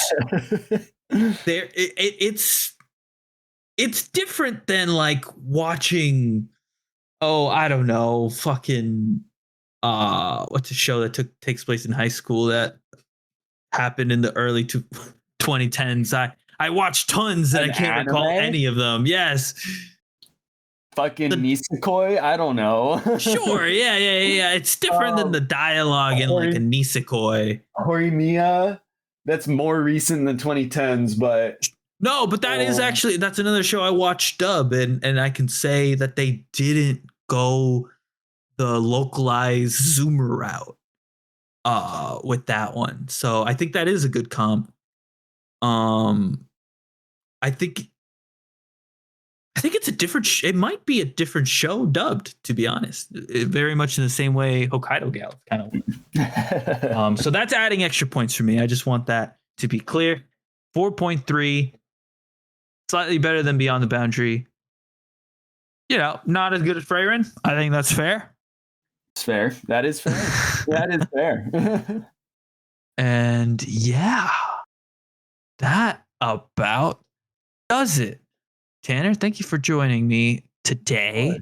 I'm glad Thanks, I could watch Cade. one show in its entirety. Yeah, well, you know, there's more opportunities to watch more shows down the line, and we can start next week, because I believe next week will be the end. Oh, sorry, not the end. This is the end. The season preview, assuming Anitrends updates to the current season next week, which I believe they will. Bro, I'm so hyped for fucking Witch Hat Atelier. Oh yeah. I've been hyped since I spotted the manga at Barnes & Noble. I was like, that art style is awesome. Bro, and then they announced it at Expo, I think, or there was a huge banner at the Expo that year, the last year we went. I was like, damn, I haven't even read the manga. I'm hyped. Oh shit, let's go. Yeah, when they released the teaser, which was like a year ago or something almost now, I saw the animation and went, all right, you know, the hands up, cinema. Yes. And there's a few other shows we're going to be watching as well, obviously. Unless every other show happens to be a recurring anime, which isn't impossible, I guess. Because there are a lot of recurring anime coming out. I believe Wistoria is coming out right now. Yeah, let's. I won't name like the shows we're gonna watch. ReZero, the beginning after the end. Yeah, we got ReZero. We got Descendants of a Bookworm. Classroom of the Elite. Oh yeah, that too. Dr. Stone. Is that this season? Yes. Fucking Ascendance of a Bookworm. Yeah, I think those are most of the big ones that are recurring. Dorohedoro. Oh yeah. Ones that we will not be going. That time I got reincarnated as a slime. That's just going. Oh yeah, I missed that one actually. Angel Next Door spoils me rotten. Oh my god! Remember that one? I didn't- don't think I will be watching that one. I didn't watch it. I think season 1's great. Okay, But I think it ended like perfectly fine. I think that was one of those seasons where like it got voted in, and I just straight up did not watch it. Which is weird because it's like right up your alley. Really? Okay. Maybe I'll have to add it to the watch list. Maybe. I might check out an episode or two just to see if it's still captivating. But like season 1, I thought was like episode 1, open book. Episode 12, the book is closed. Now you're telling me there's more book? The fuck? I remember now. That was back when we would watch fucking everything. And so it was just pick and choose for me as a secondary host. And so I knew I could not tank watching like 5 to 10 shows. Not even. It was more like 8 to 15 shows in a season. Oh yeah. I think our largest season was like 14 shows. Yeah. So I think this was just one of the ones where I had bigger priorities. Bigger fish to fry. Yes. Speaking of bigger fish to fry, Tanner. I want to go to bed. That's right. And that's why oh fuck. I fumbled this lead in so hard. I thought I had it for a second. Yeah, it was good for a minute. Yeah, I hit the and that's why, and then I went, I don't fucking know where to go from here. But if you know where to go from here, you can tell us in one of 3 places. That's right. One of which being on Blue Sky at Anime Gourmands. That's right. Anime Gourmands. You spell gourmands the way you spell gourmands. Or if you do not use Blue Sky as your social media of choice, well, we don't have any other social media, but what we do have we have the Instagram. We have the Instagram, Dan. You're right. That's right, Kevin. I forgot because it's so new. It is. Anime Gourmands on Instagram. It's exactly the same tag, which is rare nowadays for such a late account creation. Totally, but who out there is calling themselves an anime gourmand? Let alone a plurality of that. That's right. All right, so there's 2 social medias you can find us on. But let's say, social media, it's bad for you. Well, you can do the old-fashioned way and email us at animegourmands@gmail.com. Send us your essay format opinions. We will read them. It's true. And finally, if you so happen to be listening to this podcast on Spotify, down below this episode, you will see there is a comment section. We would love to hear from you, your opinions on any of these shows that we talked about today, as well as maybe any shows you might be looking forward to in next season. We could see what the community hype is all about running into the season preview. And then Kevin might leave a poll. I don't know what about. That's for him to decide. It's true. In the future, for season previews, if our base is large enough, I would like there to be a 5th wildcard slot that will be probably poll based. I was like, how's that gonna work? Who's the 5th person? Oh, it's gonna be the culmination of all our listeners who decide to vote on the poll. Well, But we got to get to that point first. I can't wait for there to be 2 votes on it. It's true. That's why everyone needs to go down below. Show us that you can vote in a poll. It's true. It's true. Tanner, excellently done. As always, this is why you are the social media guru, as we call you around these parts. Oh, thank you. You flatter me. I do also want to mention rating the show 5 stars. Follow the show. It helps. It helps. Ding the bell. It helps. Subscribe. Ding the bell. If there is a bell, fuck it. Ding it. And then I'm also working to eventually get these up on YouTube as well. We'll see how that goes. Then they can ding the bell. Yeah. We won't just be saying it for shits and giggles. We will want you to ding that bell eventually. But that is for a later date. Tanner, once again, thank you for joining us on another season-long review process. Mm-hmm. I hope that you find it as fulfilling as I do, and that it's helped you at least get over the hump of starting some anime that you might not have started otherwise. I would have never watched a Kokoniki. I had to remember what that show was for a second. The Journal of Witch. Yes. For some reason, the Japanese title sticks way easier for me. I don't know why. But no worries. Yeah. No, definitely. You know, I'm definitely grateful for being forced to watch anime. Hell yeah. Hell yeah. All right, so I kind of already previewed it. Next week will be the season preview, assuming Anitrends updates like I think it will. And actually, throughout this week, Claudia and I are going to do some episodes on recurring shows that we watch together. Hell's Paradise, Freyren, and maybe Oshinoko. That one's going to have to be a binge if we do that one, but we're planning on it. So expect that to hit your eardrums soon.